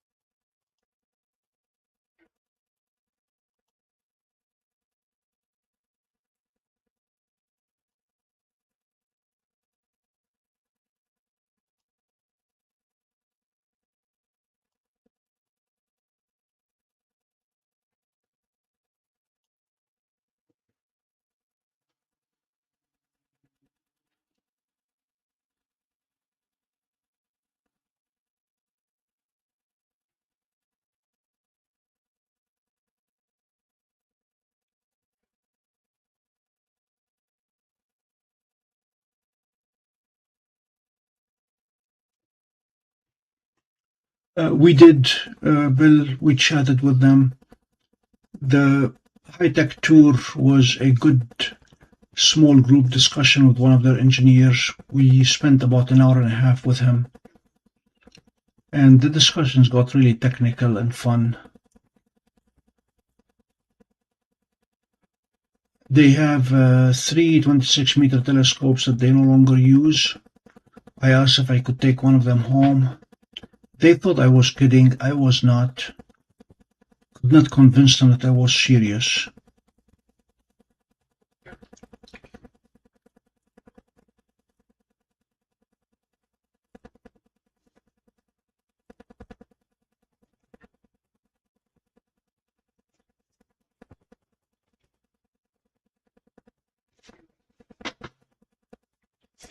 The sky is getting dark here, but I don't see Milky Way. I don't see any stars.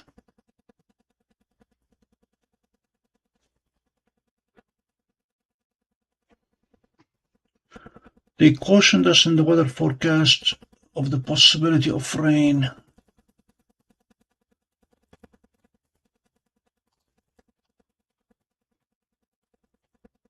Nothing immediately around us.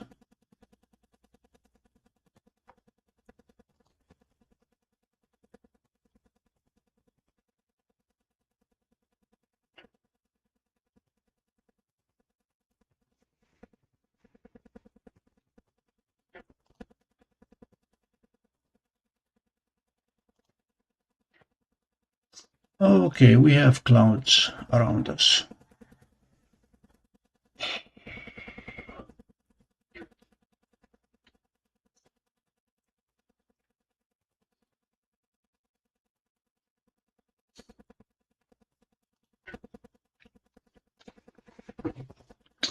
Alright, livestock is on a stop.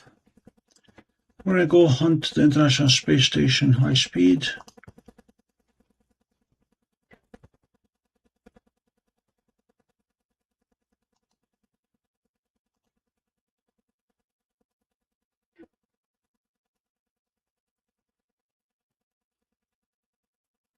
And might as well see if we can plate solve it.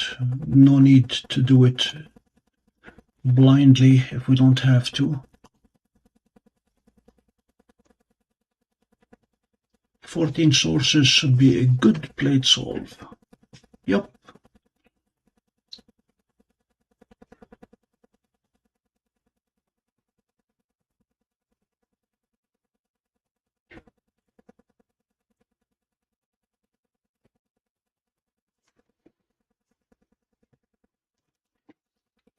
Now we need another clock turned on. Allow us to track to the nearest second.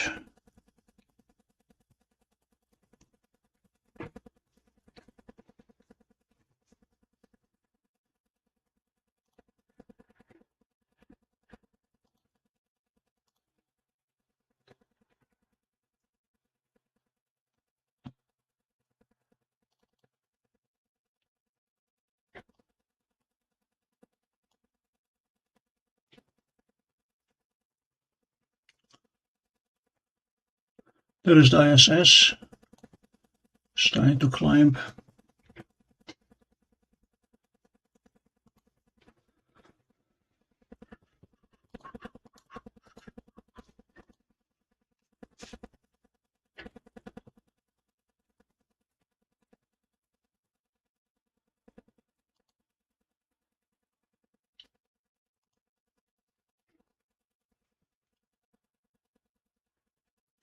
We're going to go 1/4000th of a second and 302 gain, see what that gives us.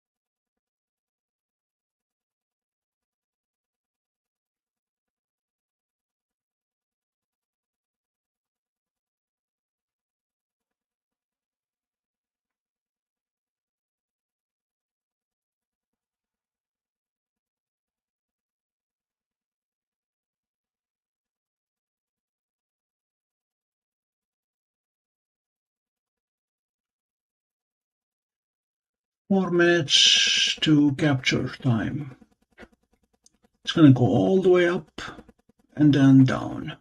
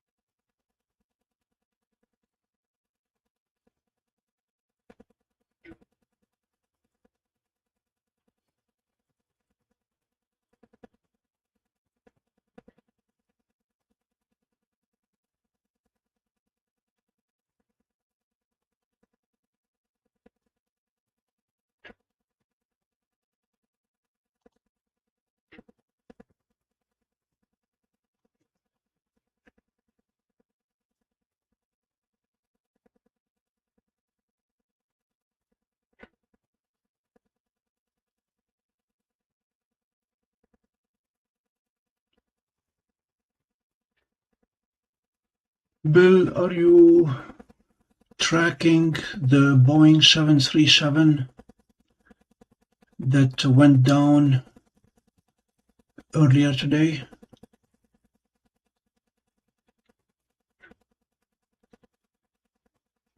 It is looking eerily similar to the Malaysian 737 that crashed several years ago, and they still haven't found it.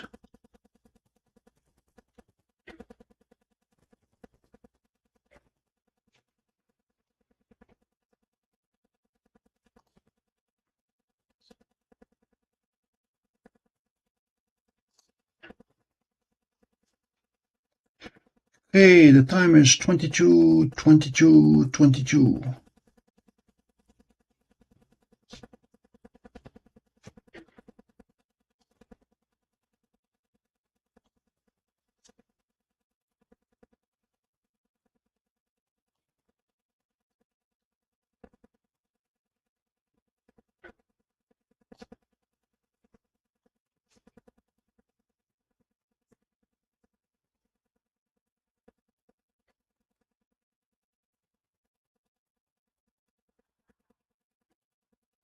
Two minutes.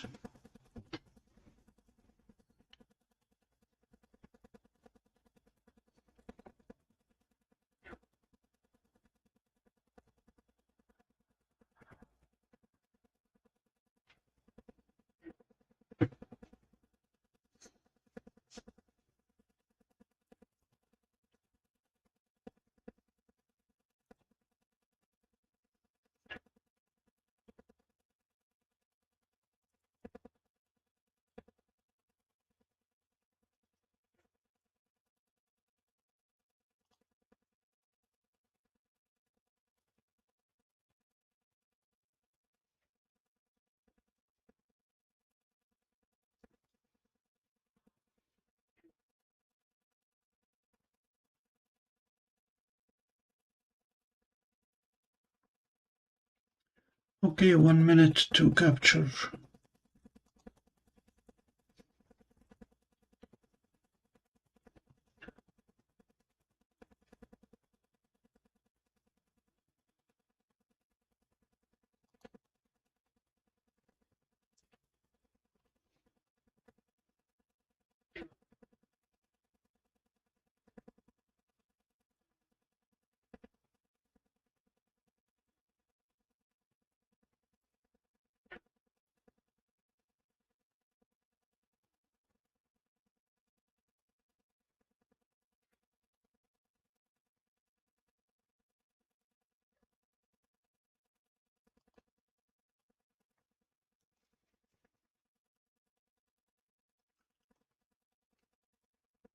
Seven, 6, 5, 4, 3, 2, 1. We got it, and it's not overexposed.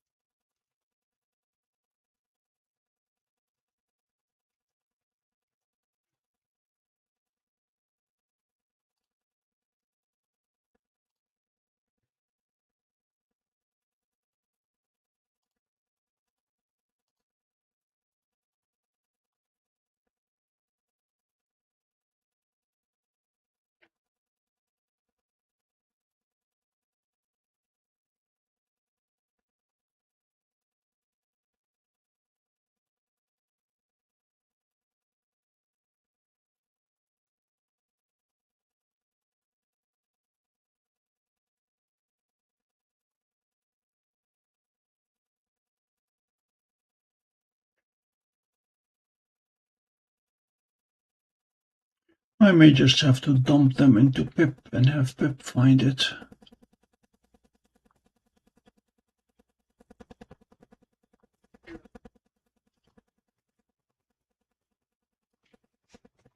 Alright, we're gonna dump them into pip.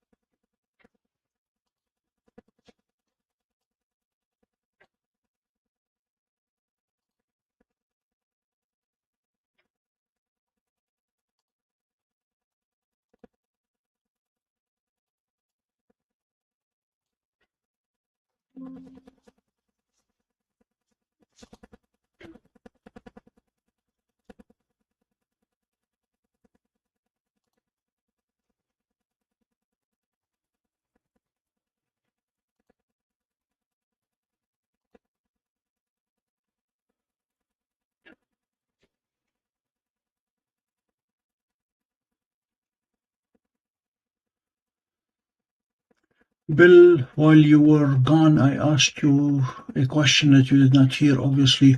Are you tracking the Boeing 737 that crashed this afternoon in somewhere near Pakistan?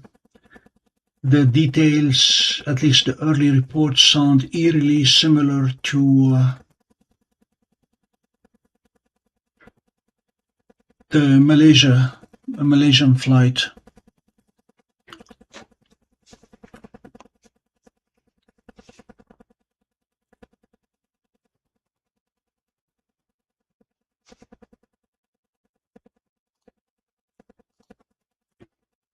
We have ISS.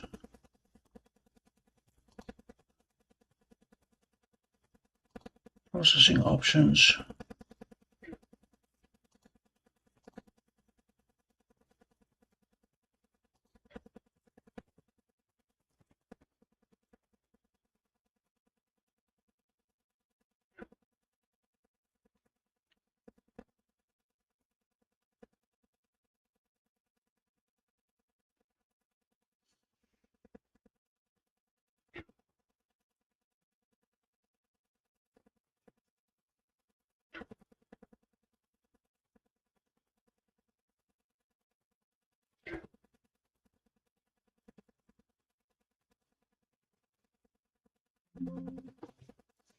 It says it found 16 frames.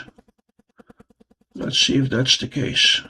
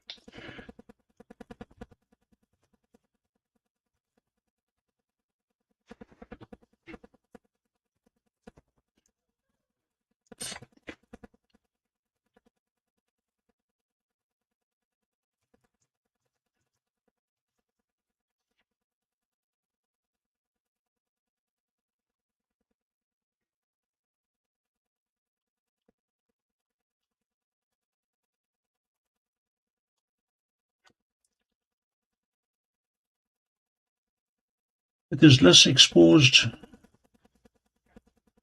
but it is certainly there. And I need to adjust the exposure. Let's see if we can process these files again.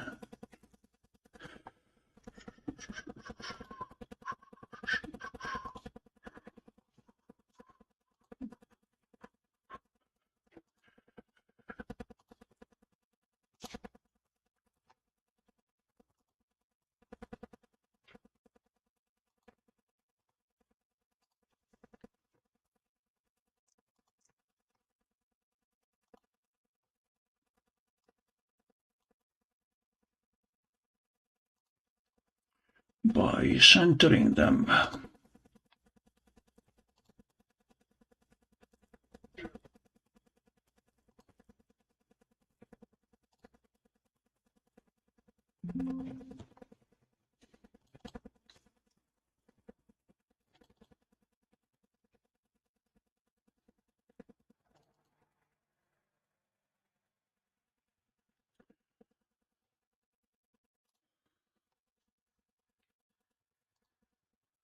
Processing options, gain, gamma,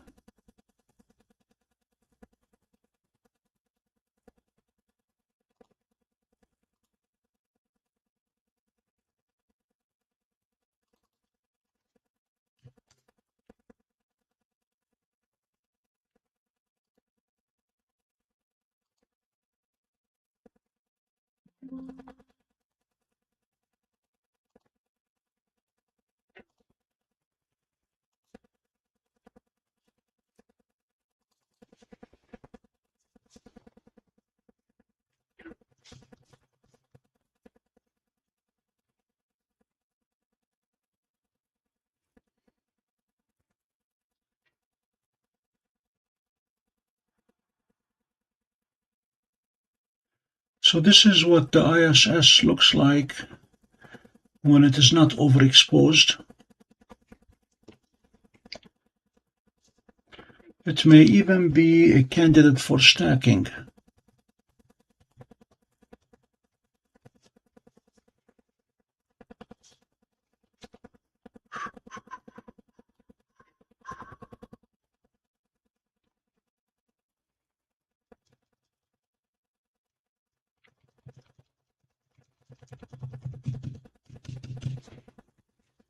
Let's see if it's going to let us stack it for the fun of it.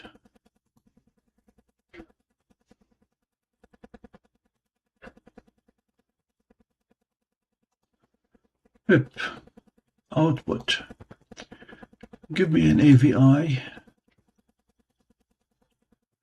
and let's see if we can crop it.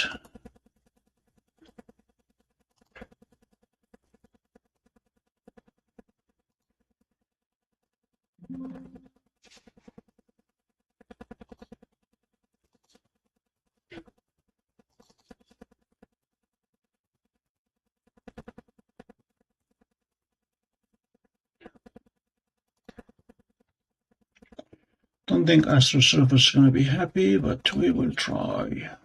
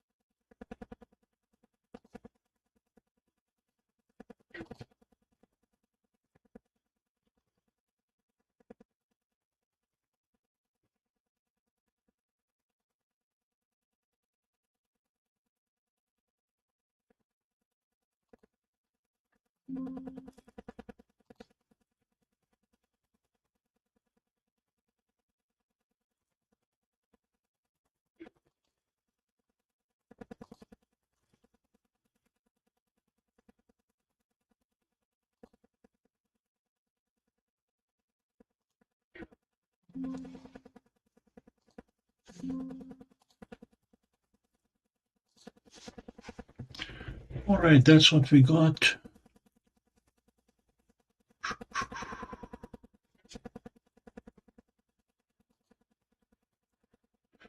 Too much.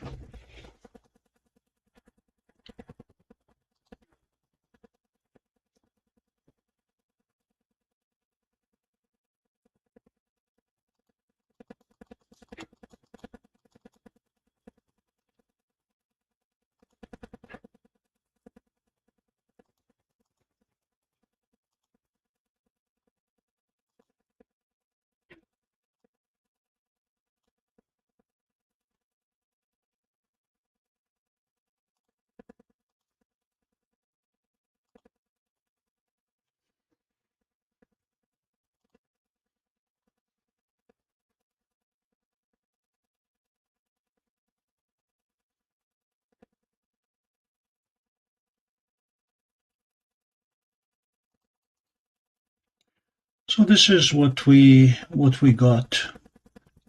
Nothing to write home about, but this is it.